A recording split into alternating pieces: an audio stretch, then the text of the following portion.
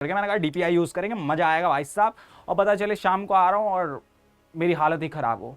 इसको सारे बच्चों के बारे में, सारे टीचरों के बारे में पता होता है। कहता है पीटी वाले सर और इंग्लिश वाली मैम का कुछ चक्कर चल रहा है, ये चल रहा है, वो चल रहा है। डेटा को कलेक्ट कैसे करना होता है, लेकिन अगर एजुकेटेड लोग नहीं है तो ये हमारे लिए बेनिफिशियल नहीं होगा। सिंपल सी। तो हर चीज में कंट्रोवर्सी हो जाती है, तो ऐसे कोई क्वेश्चन नहीं पूछने हैं, सिंपल क्वेश्चन रखने हैं भाई, जिससे लड़ाई झगड़ा ना हो। और वहां पे जाके बोलते थे कि भाई ये किसका है, तो अगर बोलता था ये शिवम का है तो शिवम फर्स्ट आ जाता था। ऐसे करते थे, ये किसका है तो ये किसका होता था, वो बोल देता था लेट से अभिनव का है, तो अभिनव क्या आ जाता था, सेकंड आ जाता था। Hello everyone, my name is Mayank Singh और आप देख रहे हो कॉमर्स एंड फन, जहां पे टीचर आपको दिल और दिमाग दोनों से पढ़ाते हैं। तो आज का जो हमारा लेक्चर रहने वाला है, जैसा कि हमने लास्ट लेक्चर में डिस्कस करा था इंट्रोडक्शन टू स्टैटिस्टिक्स, एंड उसी का सेकंड पार्ट क्या रहा था हमने, nature and significance of statistics.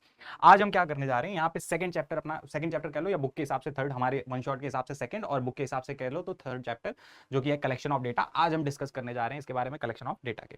ठीक है, इस चैप्टर में हम क्या सीखेंगे, जैसे कि हमारे होते थे ना अलग अलग स्टेजेस ऑफ स्टैटिस्टिक्स, हमने लास्ट क्लास में देखा था, जिसको कोपाई ऑफ डेटा बोलते थे, collection of data, organising of data, presentation of data, analysis of data, और लास्ट में क्या होता था, इंटरप्रिटेशन ऑफ डेटा। तो ये जो पूरी कहानी होती थी, उसका जो फर्स्ट स्टेज है वो क्या है, कलेक्शन ऑफ डेटा। डेटा को कलेक्ट कैसे करना है भाई, उसके ग्राफ वाफ, ठीक है, उसके एनालिसिस, मीन मीडियन मोड, वो तो बाद में निकालेंगे, पहले उसको कलेक्ट कैसे करना है वो तो सीखना पड़ेगा ना। तो उसके लिए हम क्या करेंगे, कलेक्शन ऑफ डेटा अपना फर्स्ट स्टेज देखेंगे।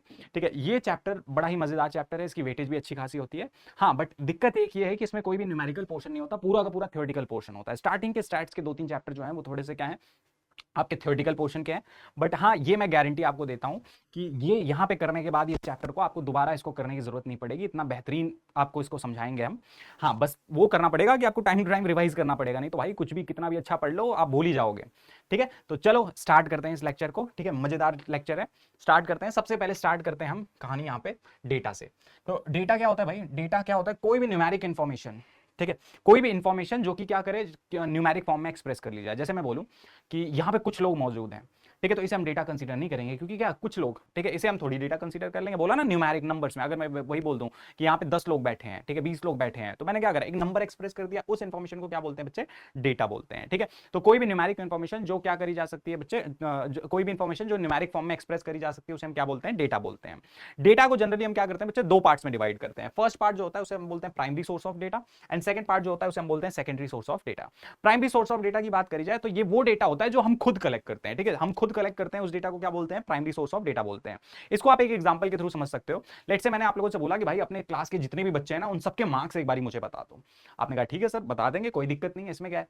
ठीक है, आप गए, आप क्लास में उतरे। ठीक है, एक तरीका तो ये हो सकता है कि आप जाके पर्सनली सारे बच्चों से क्या करो, एक एक चीजें पूछो कि भाई आपके मार्क्स कितने आए, आपके मार्क्स कितने आए, आपके मार्क्स कितने आए, उसकी एक लिस्ट बनाओ और वो लिस्ट लाके मुझे पकड़ा दो। तो यहां पे क्या करा, डेटा आपने खुद से कलेक्ट करा है, इस डेटा को हम क्या बोलते हैं बच्चे, प्राइमरी डेटा बोलते हैं।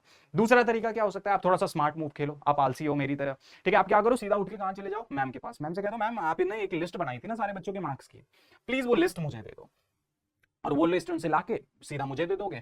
यहां पे क्या करा, यहां पे डेटा किसी और बंदे ने कलेक्ट करा था, आप क्या कर रहे हो, बस उसको अपने पर्पस के लिए यूज कर ले रहे हो। इस टाइप के डेटा को हम क्या बोलते हैं बच्चे, सेकेंडरी डेटा। तो आई कहानी समझ में। प्राइमरी डेटा क्या होता है, जो डेटा हम खुद कलेक्ट करते हैं उसे हम क्या बोलते हैं, प्राइमरी डेटा। उसके बाद बात करी जाए सेकेंडरी डेटा की, तो ये डेटा किसी और ने कलेक्ट कर रखा होता है, हम बस अपने पर्पस के लिए क्या कर लेते हैं, इसे यूज कर लेते हैं। ये दोनों के बीच में बेसिक सा मतलब होता है, प्राइमरी डेटा क्या होता है और सेकेंडरी डेटा क्या होता है। आगे बढ़ते हैं। ठीक है, अब इसी के बीच पे इस पे क्या हो जाता है, प्राइमरी और सेकेंडरी के बेस जो डेटा होता है इनके बीच में डिफरेंस आ जाता है। बहुत इंपॉर्टेंट क्वेश्चन है बच्चे, वीवीआईपी क्वेश्चन कह सकते हो। ठीक है, पेपर में देखने को मिलता है, इसके आने की प्रोबेबिलिटी बहुत ज्यादा होती है। क्या कहानी है वो देखते हैं। सबसे पहले मीनिंग की बात करी जाए, समझाई दिया मैंने आपको मीनिंग कि data originally collected in the process of investigation are known as primary data. जब हम खुद कलेक्ट करते हैं तो उसे क्या बोल देते हैं भाई, प्राइमरी डेटा बोल देते हैं। सेकेंडरी की बात करी जाए तो secondary data are those data which are already in existence, पहले ही किसी बंदे ने क्या कर रखा होता है, इन डेटा को निकाल रखा होता है, and which have been collected for some other purpose. ठीक है, हमने बस अपने पर्पस के लिए उसे यूज कर लिया, वो किसी और पर्पस के लिए क्या करा गया था, कलेक्ट करा गया था, हमने अपने पर्पस के लिए क्या कर लिया, इसे यूज कर लिया। ठीक है, अब बात करते हैं सूटेबिलिटी की। ठीक है, कि सूटेबिलिटी कब सूटेबल होता है हमारे लिए, कब नहीं होता है। ठीक है, तो यहां पे क्या कहता है, primary data are always related to a specific object. हमने एक पढ़ी थी ना वहां पे कहानी स्टैटिस्टिक्स में, प्री डिटरमाइंड पर्पस। हम जब भी डेटा को कलेक्ट करने जाते हैं या कुछ भी करने जाते हैं तो उसका पर्पस हम क्या कर लेते हैं बच्चे, पहले ही डिसाइड कर लेते हैं, देन उसके बाद आगे के स्टैटिस्टिक्स के स्टेप्स करे जाते हैं। तो यहां पे जब भी हम डेटा कलेक्ट करने जाएंगे, पर्पस हमारे दिमाग में रहेगा, उसी के अकॉर्डिंग हम क्या करेंगे, डेटा को कलेक्ट करेंगे। और ये डेटा क्या रहेगा हमारे लिए, कोई भी स्पेसिफिक पर्पस है उसके लिए क्या हो जाएगा, सुटेबल हो जाएगा। मुझे एक किसी भी चीज पे डिस्कशन करना है, वो चीज मेरे लिए क्या हो जाएगी, सुटेबल हो जाएगी। लेकिन उसी का बात करी जाए सेकेंडरी डेटा की, तो ये तो किसी और पर्पस के लिए निकाला गया था ना, हम तो बस इससे काम चला सकते हैं, बेस्ट रिजल्ट इससे नहीं मिलेगा, हम क्या कर सकते हैं, सिर्फ इससे काम चला सकते हैं। तो ऐसे रिजल्ट को, ऐसे इसकी बात करी जाए तो ये क्या करा गया, किसी और पर्पस के लिए करा गया है। ओरिजिनलिटी की बात करी जाए तो भाई यहाँ पे मैं खुद जाके डेटा कलेक्ट कर रहा हूँ ना, तो ये रिजल्ट क्या रहेगा, ज्यादा ओरिजिनल रहेगा। वो तो किसी और बंदे ने करा ना, हम तो बस उसको यूज कर रहे हैं भाई अपने पर्पस के लिए। तो इस डेटा में क्या बोला जाता है, ये इसे ओरिजिनल नहीं बोला जाता, जबकि इसकी बात करी जाए तो ये क्या हो जाता है, ओरिजिनल हो जाता है। फिर बात करी जाए कॉस्ट ऑफ कलेक्शन की, भाई प्राइमरी डेटा खुद जाके कलेक्ट कर रहा हूं, करते करते खर्चा तो आएगा ना, खर्चा पानी खाने पीने का, तो ये क्या हो जाता है, ये थोड़ा सा क्या हो जाता है बच्चे, कॉस्टली हो जाता है, टाइम कंज्यूमिंग रहता है, मुझे खुद जाके एक एक बंदे से कलेक्ट करना पड़ेगा, ठीक है, और इसमें एफर्ट भी ज्यादा लगते हैं। तो इस वजह से ये क्या हो जाता है, थोड़ा सा कॉस्टली मेथड हो जाता है प्राइमरी डेटा कुछ कलेक्ट करना। जबकि सेकेंडरी की बात करिए, जब भाई साहब किसी पहले बंदे ने कलेक्ट कर रखी है, हमें तो जाना है, बस उठाना है, अपने पर्पस के लिए यूज करना है, काम खत्म। कई बार तो कई सारे डेटा फ्री में मिल जाते हैं, गवर्नमेंट की वेबसाइट पे जाओ, तट डालो, ठीक है, टाइप करो, जो भी डेटा चाहिए वो डेटा क्या हो जाएंगे, आपको मिल जाएंगे। तो ये डेटा क्या होते हैं, ये डेटा लेस कॉस्टली होते हैं, ये कह सकते हो भाई चीपर होते हैं, ठीक है। रिलायबिलिटी की बात करी जाए, ज्यादा रिलायबल कौन है भाई, भाई अब खुद आप निकाल रहे हो, खुद डेटा को क्या कर रहे हो, कलेक्ट कर रहे हो, तो रिलायबल कौन सा ज्यादा होगा, ऑब्वियसली कौन सा होगा, प्राइमरी होगा। ये तो किसी और बंदे ने निकाला है, कैसे निकाला है, किस टेक्निक से निकाला है, किस तरीके से निकाला, हमें थोड़ी पता है, ठीक है। तो इसलिए ये क्या हो जाता है बच्चे, लेस रिलायबल हो जाता है, ठीक है। जबकि प्राइमरी की बात करी जाए तो वो क्या हो जाता है, मोर रिलायबल हो जाता है। तो ये इनके बीच में क्वेश्चन आता है बच्चे, इसके आने की प्रोबेबिलिटी बहुत ज्यादा रहती है। इस चैप्टर का एक one of the important question है, ठीक है, इसको दिमाग में रख लेना, ठीक है, मान लो कि पेपर में रखा ही मिलेगा, ऐसी प्रोबेबिलिटी रख लो। अब बात करते हैं method of collection of data, ठीक है। जो भी डेटा हम कलेक्ट करने जा रहे हैं, अब हम कलेक्ट करने जा रहे हैं तो दैट मींस ऑब्वियसली कौन सा डेटा चल रहा होगा यहाँ पे, प्राइमरी। तो प्राइमरी डेटा को कलेक्ट करने के यहाँ पे 4 मेथड टोटल हमारे दिमाग में रहते हैं। सबसे पहला होता है डीपीआई, बोले तो डायरेक्ट पर्सनल इन्वेस्टिगेशन।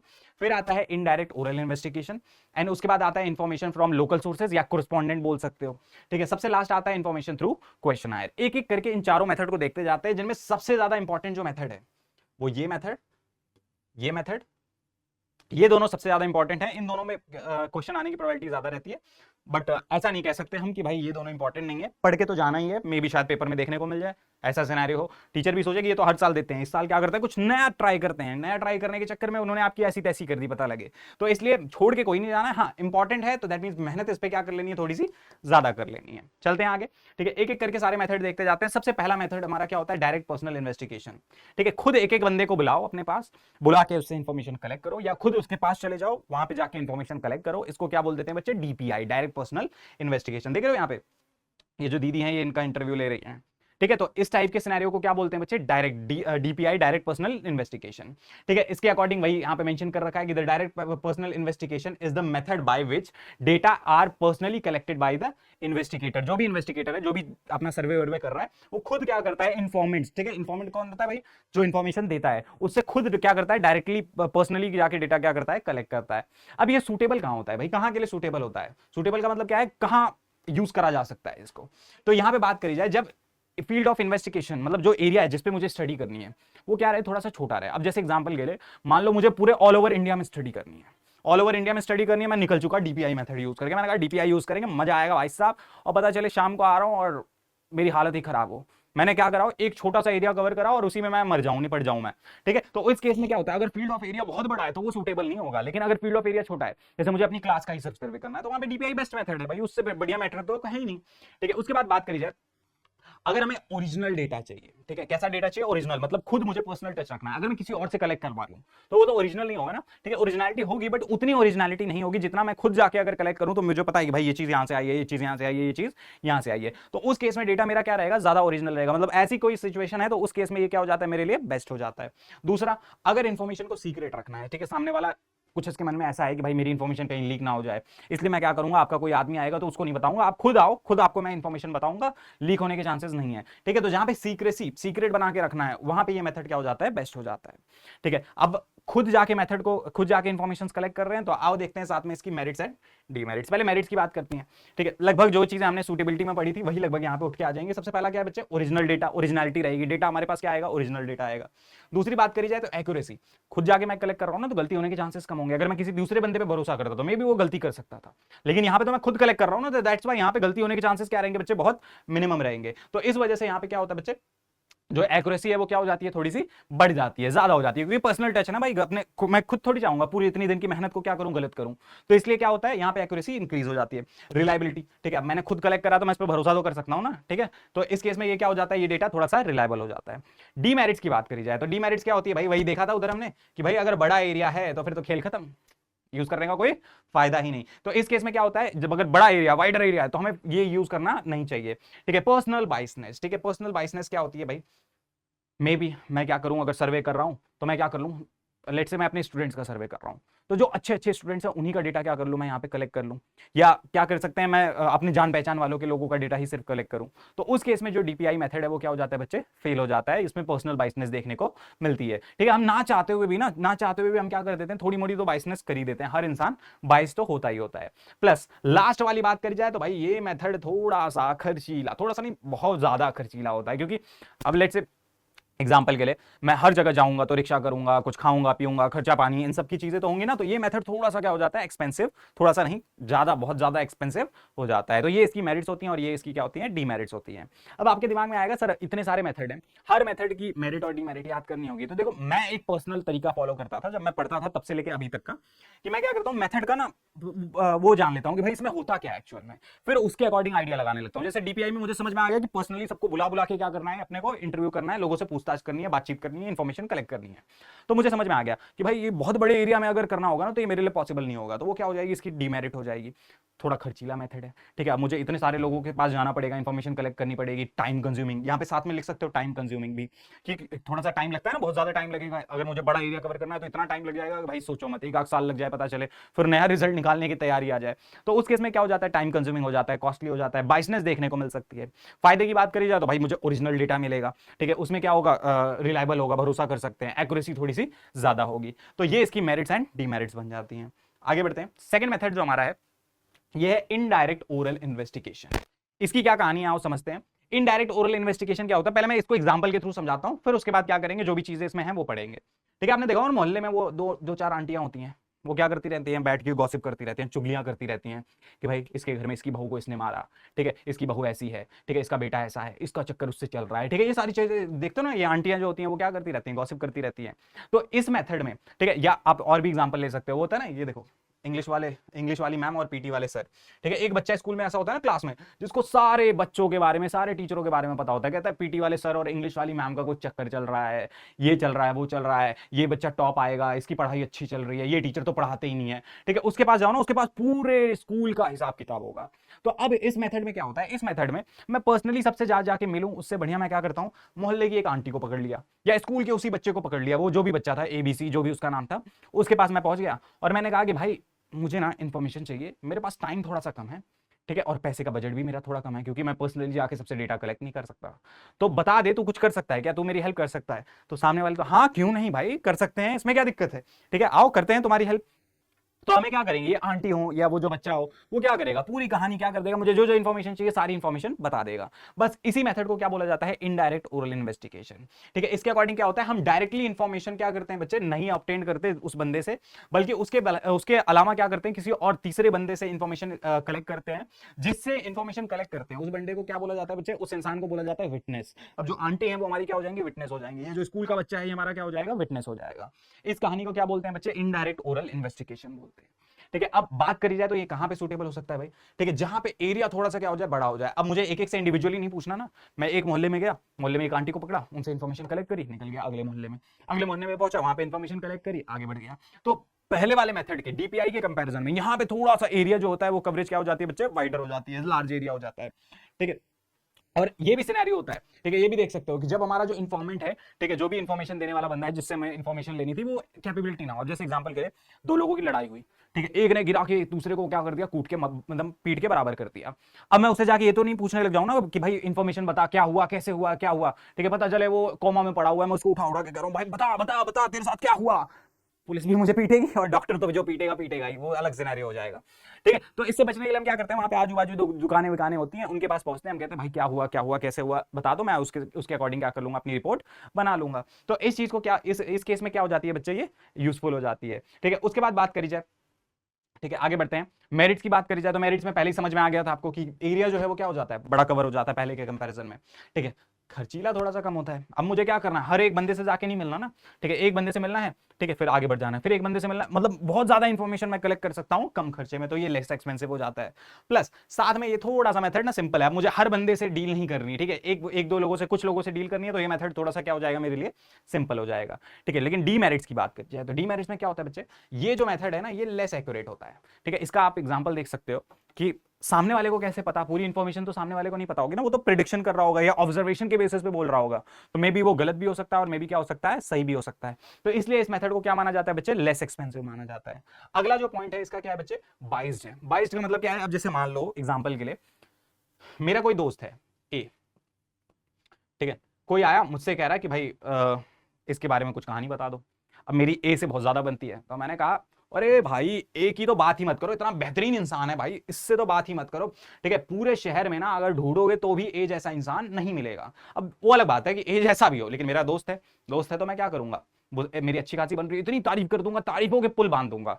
तो इस केस में क्या हो जाएगा, मुझे एक बाइस्ड रिजल्ट मिला है। या इसी का उल्टा, कुछ उल्टा ऐसा हो सकता है कि मेरी मान लो इससे लड़ाई हो गई, कि कोई आया इसके बारे में पूछताछ करने, मैं कहा अरे उससे ज्यादा बदतमीज तो इंसान ही नहीं है, पूरे शहर में सबसे बदतमीज इंसान है ये, ठीक है। तो उस केस में क्या हो जाएगा, इसके बारे में मैं क्या कर रहा हूं, अलग इंफॉर्मेशन दे रहा हूं, बाइस्ड इंफॉर्मेशन दे रहा हूं, तो इसीलिए ये क्या हो जाता है बच्चे, बाइस्ड हो जाता है। उसके बाद बात करी जाए तो इस मेथड में जो विटनेस है ना, वो जो कंक्लूजन देता है कई बार डाउटफुल दे देता है, ठीक है, क्योंकि पूरी इंफॉर्मेशन तो उसके पास है नहीं, तो क्या कर देता है, आधी इंफॉर्मेशन देकर कई बार डाउटफुल में डाल देता है। अब जैसे कहते इंसान तो अच्छा है, लेकिन कभी कभी क्या कर देता है, लड़ाई कर लेता है।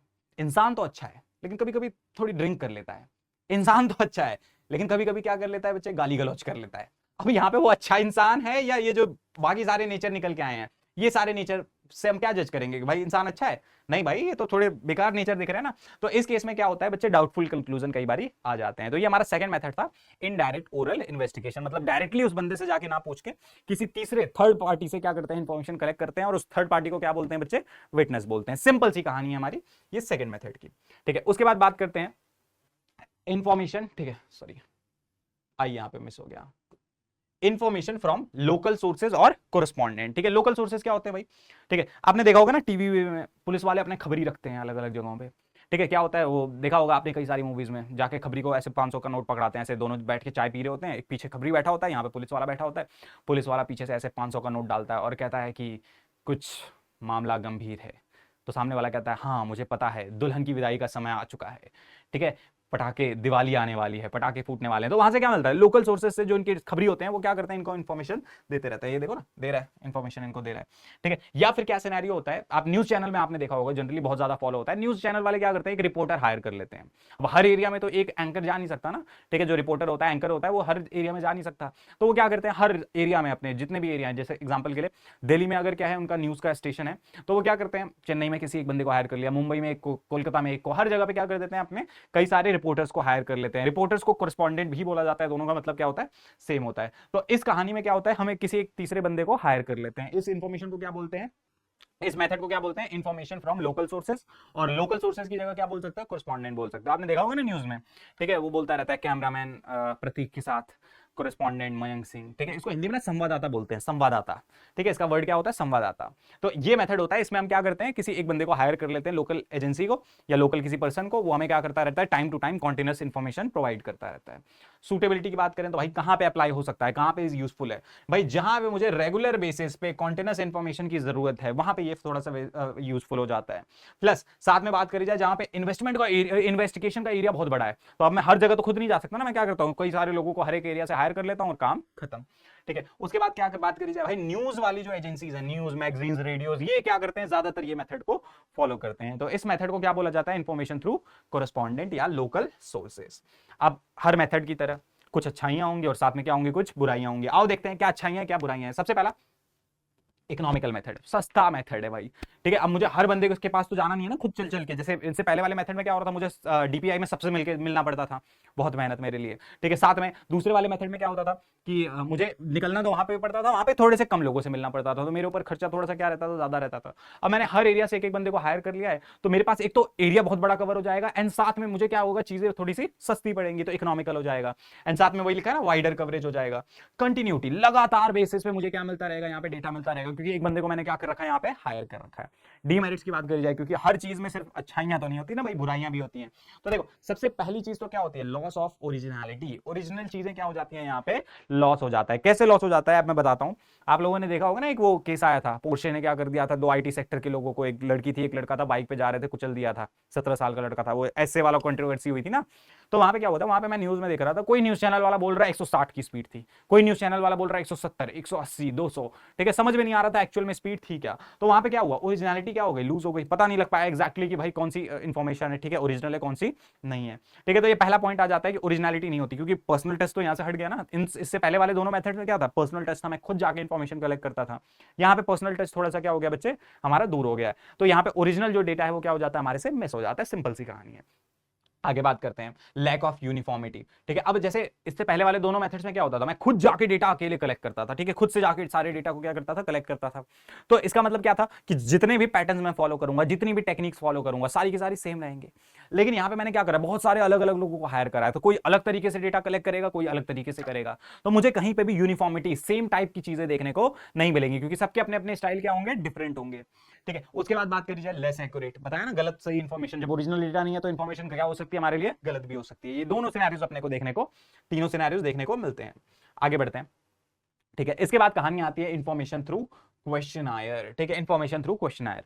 पहले ना ये समझ लेते हैं ये क्वेश्चनायर होता क्या है। आपने देखा होगा कई बार क्या होता है, कई सारे सर्वे वर्वे आते रहते हैं गूगल पे। आपने देखा होगा कि जब यूट्यूब चलाते हो तो वहां पे क्या होता है, कई सारे सर्वे आ जाते हैं। उन सर्वे में क्या होता है, ठीक है, एक मैं फॉर्मेट टाइप का थोड़ा सा बना देता हूं, छोटा सा क्वेश्चनायर का। ठीक है, ये कुछ ऐसा सा फॉर्मेट होता है। यहाँ पे सबसे पहले आपको अपना नाम लिखना होता है। ठीक है, साथ में यहाँ पे क्या लिखना होता है, डेट लिखनी होती है, और साथ में प्लेस लिखना होता है कि आप कहाँ से हो। फिर आता है क्वेश्चन नंबर फर्स्ट। ठीक है, क्वेश्चन नंबर फर्स्ट कुछ मेंशन होता है। ठीक है, साथ में उसके कुछ ऑप्शंस होते हैं, ए, बी, सी और डी। अपने को जो भी ऑप्शन करेक्ट लगता है उस पर हम क्या कर देते हैं, टिक कर देते हैं। फिर क्वेश्चन नंबर 2 आता है, सेम वही सिनेरियो, फिर इसके ऑप्शंस होते हैं। तो ये जो सर्वे होता है, इस सर्वे को हम क्या बोलते हैं बच्चे, क्वेश्चनायर बोलते हैं। इस पेज को, इस इंफॉर्मेशन को, गूगल डॉक्स में देखा होगा ना आपने, बहुत सारे सर्वे आते रहते हैं, उस पर अपने को टिक विक करना होता है। तो इस टाइप की चीज को हम क्या बोलते हैं बच्चे, क्वेश्चनायर बोलते हैं। ठीक है, अब बात करी जाए क्वेश्चनायर की। ठीक है, क्वेश्चनायर की बात करी जाए तो इसको करने के बच्चे 2 तरीके होते हैं। एक तो पहला मेथड होता है मेलिंग मेथड। ठीक है, इसमें हम क्या कर देते हैं, आज के जमाने में क्या चल रहा है, हम लोगों को ईमेल कर दे रहे हैं या एक गूगल डॉक बना दे रहे हैं और लोगों को शेयर कर दे रहे हैं, लोग उसको लिंक को खोल रहे हैं, इन्फॉर्मेशन फिल कर रहे हैं और हमें इन्फॉर्मेशन मिल जा रही है। ये तो आज की टेक्नोलॉजी का खेल है, तब ये चल रहा है। पहले क्या होता था, पहले हम क्या करते थे, खूब सारी फोटोकॉपी कराते थे, एक अपना क्वेश्चनायर तैयार करते थे, उसकी खूब सारी फोटोकॉपी कराते थे, सबको क्या कर देते थे, मेल कर देते थे। मेल का मतलब क्या है, पोस्ट कर देते थे। अब सामने वाले तक इन्फॉर्मेशन पहुंचती थी, वो क्या करता था, इन्फॉर्मेशन फिल करता था और वो दोबारा से उसको क्या कर देता था, मुझे पोस्ट कर देता था। ये पूरा प्रोसेस होता था। इस प्रोसेस को क्या बोलते थे बच्चे, मेलिंग मेथड बोलते थे। आज के टाइम पे ये थोड़ा सा क्या हो गया, डिफरेंट हो गया है। और दूसरा मेथड क्या होता था, एन्यूमरेटर्स जो होते थे वही क्या करते थे, वो मेथड यूज कर लेते थे। इसमें क्या होता था कि मुझे पता है कि भाई सामने वाला इतना इंटेलिजेंट तो है नहीं कि वो एक एक चीज को पढ़ के क्या करेगा, इन्फॉर्मेशन फिल करेगा। तो मैं क्या करता था, एक किसी लोकल बंदे को वहां पे हायर करता था और क्या करता था, इन्फॉर्मेशन सीधा का सीधा जो होता था, क्या कहते हैं, हमारा जो क्वेश्चनायर होता था उसको शेयर कर देता था, वो वहां से फोटोकॉपी कराता था या हमारी तरफ से फोटोकॉपी चली जाती थी। और वो क्या करता था, हर एक बंदे का सर्वे करता था, उसमें उनसे पूछ पूछ के इन्फॉर्मेशन फिल करता था और वापस से हमें क्या कर देता था, पोस्ट कर देता था। इस मेथड को क्या बोलते थे बच्चे, एन्यूमरेटर्स मेथड बोलते थे। दोनों में ही कहानी किसके थ्रू आ रही है बच्चे, क्वेश्चनायर के थ्रू इन्फॉर्मेशन अपने पास आ रही है। तो आप एक एक करके दोनों मेथड को देखते हैं। सबसे पहले मेलिंग मेथड में वही समझा दिया था क्या कहानी है भाई, कि हम क्या करते हैं, मेल कर देते हैं हर एक बंदे को, वो इन्फॉर्मेशन को क्या करता है, उस फॉर्म में फिल करता है और वापस हमें भेज देता है। अब सूटेबल कब है भाई, जब मुझे बहुत बड़ा एरिया कवर करना हो, उस केस में ये क्या हो जाता है, सूटेबल हो जाता है। प्लस साथ में जो मेरे इन्फॉर्मेंट्स हैं, ठीक है, जिनसे मुझे इन्फॉर्मेशन लेनी है, वो सारे पढ़े लिखे हों। अगर अनपढ़ होगा वो देखेगा, कहेगा ओह चलो इस पर मूंगफली खा लेते हैं, मजा आ जाएगा। ठीक है, तो उस केस में वो इन्फॉर्मेशन देगा क्या, नहीं देगा भाई। तो क्या होता है, जब एजुकेटेड लोग होते हैं उस केस में ये हमारे लिए क्या होता है बच्चे, बेनिफिशियल होता है। लेकिन अगर एजुकेटेड लोग नहीं है तो ये हमारे लिए बेनिफिशियल नहीं होगा। सिंपल सी कहानी है। आगे देखते हैं। ठीक है, अगले मेथड, अब इसी मेथड में बात करी जाए इसकी मेरिट्स की। तो सबसे पहली मेरिट क्या है भाई, सस्ता है, एक ही बंदे को हायर करना है। ठीक है, फोटोकॉपी की कॉस्ट उतनी ज्यादा नहीं है जितना मुझे एक एक जगहों पे ऑटो करके पहुंचना पड़ता था। प्लस अब इन्फॉर्मेशन क्या मिल रही है भाई, क्या कहते हैं, जो मैंने मेल करी है सबको, वो खुद अपने से ओरिजिनल इन्फॉर्मेशन दे रहे हैं। तो ये इन्फॉर्मेशन क्या हो जाएगी, थोड़ी सी हमारे लिए ओरिजिनल हो जाएगी। थोड़ी सी क्या, पूरा ही सामने वाला इन्फॉर्मेशन फिल कर रहा है और वापस से मेरे पास आ जा रही है, तो इन्फॉर्मेशन मुझे कैसी मिलेगी, ओरिजिनल मिलेगी। एरिया बहुत बड़ा कवर कर सकता है, मुझे कहीं जाने की जरूरत नहीं, हर जगह धड़ाधड़ मैंने क्या कर दिया, मेल कर दिया, मुझे बहुत बड़े एरिया से क्या मिल जाएगा, डेटा मिल जाएगा। ठीक है, डीमेरिट्स की बात करी जाए, लैक ऑफ इंटरेस्ट होता है ना सामने वाला। ठीक है, कई बार आपने देखा होगा फोन पे कॉल वॉल आते रहते हैं कई सारे। ठीक है, तो हम क्या कर देते हैं, इग्नोर कर देते हैं। यहाँ तो एफर्ट डाल के भाई साहब आपको अपने जीवन के 10 मिनट भरने हैं। ठीक है, जीवन के 10 मिनट देने हैं, उसको फॉर्म को भरना है, एंड उसके बाद दोबारा आपको क्या करना है बच्चे, उसको मेल भी करना है। ठीक है, पैसा भी जा रहा है यहाँ पे, मेहनत भी जा रही है, टाइम भी जा रहा है, तीनों चीजें जा रही हैं। तो जनरली लोग इंटरेस्ट नहीं दिखाते, कहते हैं छोड़ो यार फालतू की चीज है। Lack of flexibility. अब क्या हो रहा था, इससे ऊपर वाले मेथड में अगर मैं जा रहा था इन्फॉर्मेशन कलेक्ट करने, तो इन्फॉर्मेशन चेंज हो सकती थी। ठीक है, मैं उससे ज्यादा इन्फॉर्मेशन पूछ लेता, कुछ चीजें ऊपर नीचे करके पूछ लेता। अब यहाँ पे उसे कोई क्वेश्चन समझ में नहीं आया तो वो क्या करेगा, उल्टी सीधी इन्फॉर्मेशन दे देगा, या जो भी इन्फॉर्मेशन उसने फिल कर दिया वो तो क्या हो जाएगी बच्चे, परमानेंट हो जाएगी, उसमें कोई चेंजेस नहीं हो सकते। तो इसलिए कहा जाता है कि ये क्या होता है बच्चे, फ्लेक्सिबल नहीं होता। लिमिटेड यूज, भाई जहां पे पढ़े लिखे लोग हैं सिर्फ वहीं पे यूज हो सकता है, बाकी सारी जगहों पे ये यूज नहीं हो सकता। प्लस उस बंदे को लैंग्वेज भी आनी चाहिए मेरी, तभी तो वो समझ पाएगा। पता चले उसको समझ में नहीं आता हो, उसको हिंदी आती हो, मैंने इंग्लिश में पूरा डेटा बना रखा है, बस वो देख रहा हो सही लग रहा है, ये टिक कर देते हैं, सही लग रहा है, ये टिक कर देते हैं। ठीक है, तो इस केस में क्या हो जाता है, ये इसकी डीमेरिट हो जाती है। आई कहानी समझ में, इसको क्या बोलते हैं, मेलिंग क्वेश्चनायर मेथड। ठीक है, इसी का भाई कह लो थोड़ा सा मोटा सा सिमिलर है एन्यूमरेटर्स मेथड। इसमें क्या होता है, हम क्या करते हैं, एक एन्यूमरेटर को हायर करते हैं, समझाया था, उसको हम क्या कर देते हैं, प्रिंट भेज देते हैं, वो प्रिंट आउट करा के एक इन्फॉर्मेशन फिल करता है और दोबारा से मुझे क्या कर देता है, मेल कर देता है। ठीक है, ये एरिया ये कब सूटेबल होता है भाई हमारे लिए, जब मुझे एक तो बड़ा सा एरिया कवर करना हो, तो मैं हर एरिया में क्या कर लूंगा, एक एक एन्यूमरेटर हायर कर लूंगा। दूसरा, investigation needed specialised and skill investigator. ठीक है, अगर इन्वेस्टमेंट जो है, जो भी इन्वेस्टिगेशन कर रहे हैं हम, ठीक है, उसमें स्किल लोगों की जरूरत है, तो मैं क्या करूंगा, स्किल लोगों को क्या कर लूंगा, यहाँ पे हायर कर लूंगा। उस केस में ये क्या हो जाता है, बेनिफिशियल हो जाता है। अब जैसे एग्जांपल के लिए, ठीक है, मुझे किसी एरिया की अगर लोकल लैंग्वेज नहीं पता, तो वहां पे मैं क्या कर सकता हूं, इसको यूज कर सकता हूं। अब जैसे मैं एग्जांपल के लिए मान लेते हैं, मुझे हिंदी लैंग्वेज आती है, हिंदी आती है, इंग्लिश आती है, ये 2 लैंग्वेज आती हैं। इसके अलावा अब मुझे मान लो एग्जांपल के लिए साउथ में कहीं भेज दिया जाए, तमिलनाडु भेज दिया जाए या कहीं भेज दिया जाए, मुझे तमिल नहीं आती, तो मैं क्या करूंगा, वहां पे जाके परेशान हो रहा हूँ, ना सामने वाले को मेरी लैंग्वेज आती होगी, ना मुझे उसकी लैंग्वेज आती होगी, दोनों के बीच में आपस में पता नहीं क्या ही चल रहा होगा। तो इस केस में ये मेथड बेनिफिशियल नहीं होता। इसी के उल्टा मैं क्या करूंगा, मैं किसी एक वहां के लोग को हायर कर लूंगा, वहां के किसी इंसान को तमिलनाडु के हायर कर लूंगा जिसको तमिल लैंग्वेज आती हो, तो वो क्या करेगा, इजीली अच्छी खासी इंफॉर्मेशन वहां से क्या कर लेगा, कलेक्ट कर लेगा। प्लस साथ में इसमें ना थोड़ा सा पर्सनल टच अपने को देखने को मिलेगा। इससे पहले वाले में क्या होता, अपने को कोई पर्सनल टच देखने को नहीं मिलता था, लेकिन यहाँ पे अपने को क्या देखने को मिल रहा है, पर्सनल टच देखने को मिल रहा है। ठीक है, एक बंदा जाके यहाँ पे चीजों में क्या हो रहा है, इन्वॉल्व हो रहा है ना, तो यहाँ पे अपने को पर्सनल टच देखने को मिल जाता है। आगे बढ़ते हैं। ठीक है, अब बात करी जाए फायदे की और नुकसान की, दोनों चीजें देखी जाए। सबसे पहला फायदा क्या है भाई, वाइडर कवरेज, बहुत बड़ा एरिया क्या कर सकते हैं, यहाँ से कवर कर सकते हैं। दूसरा, एक्यूरेसी। ठीक है, यहाँ पे थोड़ा सा डेटा अपने को क्या मिलेगा, एक्यूरेट मिलेगा, बहुत सारे लोगों को इन्वॉल्वमेंट करा है ना हमने, तो डेटा यहाँ पे क्या हो जाएगा, एक्यूरेट हो जाएगा। कंप्लीटनेस। ठीक है, इससे पहले वाले मेथड में, मेडलिंग वाले में, किसी को कोई क्वेश्चन नहीं आता था तो वो क्वेश्चन क्या कर देता था, स्किप कर देता था। लेकिन यहाँ पे मैंने साथ में क्या करा, एन्यूमरेटर दिया है उसे, तो इन्वेस्टिगेटर दिया है, तो वो क्या करेगा, वो इन्फॉर्मेशन को कैसे भी करके उसे पूछताछ करके एक्स्ट्रा इन्फॉर्मेशन लेके क्या करेगा, उस चीज को फिल करेगा। तो यहाँ पे मुझे कंप्लीटनेस देखने को मिलती है। ठीक है, डीमेरिट्स की बात करी जाए तो थोड़ा सा एक्सपेंसिव मेथड हो जाता है, एक तो मेल करना प्लस एन्यूमरेटर हायर करना, ठीक है, थोड़ा सा महंगा हो जाता है। अवेलेबिलिटी ऑफ एन्यूमरेटर, ठीक है, अब एन्यूमरेटर मिल नहीं रहा, हो गया भाई आपका सर्वे खत्म। ठीक है, बंदा कह रहा है नहीं मैं तो नहीं आ रहा, या मैं आ रहा हूं तो मुझे 1 लाख रुपए चाहिए। मैं कहा ठीक है भाई रहने दो, मैं क्या कर लूंगा, डीपीआई यूज कर लूंगा, यहाँ पे खुद जाके काम कर लूंगा। तो इसका भी बच्चे इंपैक्ट रहता है कि भाई अवेलेबल नहीं है एन्यूमरेटर, तो काम तो हो गया अपना। ठीक है, तो ये हमारा मेथड होते हैं। ठीक है, इसके अलावा एक और मेथड होता है टेलीफोनिक इंटरव्यू, नाम से ही समझ में आ जा रहा है भाई, कॉल करनी है, कॉल कर करके एक एक से पूछना है। वो होता है ना कई सारे क्रेडिट कार्ड बेचने वाले, लोन कंपनीज वाले, इंश्योरेंस पॉलिसी बेचने वाले, जो कॉल कर करके सर्वे वर्वे करते रहते हैं, उस टाइप के सर्वे को क्या बोला जाता है बच्चे, टेलीफोनिक बोला जाता है। उसमें ज्यादा कुछ है नहीं। ठीक है, उसकी मेरिट्स एंड डीमेरिट्स में ओरली समझा दे रहा हूँ, मेथड समझ में आ गया है तो उसमें क्या करते हैं, देखो फायदा क्या होता है उसका, वाइडर एरिया कवर कर सकते हैं। ठीक है, लेस एक्सपेंसिव है, खर्चा तो कुछ है ही नहीं, क्या कहते हैं, टाइम सेविंग है। ठीक है, लेकिन इसकी डीमेरिट की बात करी जाए तो डीमेरिट में क्या होता है, कई बार सामने वाला इंटरेस्ट ही नहीं लेता, फोन जैसे ही करा मैं यहाँ से बोल रहा हूँ, रख भाई रख, गाली गलौज तक हो जाती है। ठीक है, कई लोग गाली वाली भी दे देते हैं, तो वो गया। ठीक है, दूसरा क्या है, वहां पे ना विजुअल अपीयरेंस नहीं मिलता। अब जो होता है ना, आपने देखा होगा कई बार किसी का फोन आता है बुआ हुआ का, तो लोग फोन उठाते हैं, फोन उठा के हेलो बुआ जी नमस्ते, ठीक है, क्या हाल चाल है, सब ठीक है। ठीक है, ऐसे करके मतलब विजुअल अपीयरेंस नहीं पता लग पाता, वहां पे पता चले सामने वाला अच्छे से बात कर रहा है, लेकिन मुंह से क्या कर रहा है, एक्सप्रेशन से उसके समझ में नहीं आ रहा। तो यहाँ पे पर्सनल टच भी प्लस साथ में क्या हो जाता है बच्चे, मिसिंग हो जाता है। ठीक है, कई बार इन्फॉर्मेशन गलत गलत बता देता है, फालतू की इन्फॉर्मेशन बता देता है। तो ये क्या बन जाती है, टेलीफोनिक की डीमेरिट्स बन जाती है। इसके बारे में मैंने ज्यादा डिस्कस नहीं करा है, ठीक है, इसकी स्लाइड्स भी नहीं बनाई है क्योंकि ईजी सा मेथड है, ज्यादा कुछ है नहीं। ठीक है, अब आता है quality of a good questionnaire. ठीक है, एक बढ़िया क्वेश्चन आयर की क्या क्या क्वालिटीज होती हैं, आओ देखते हैं।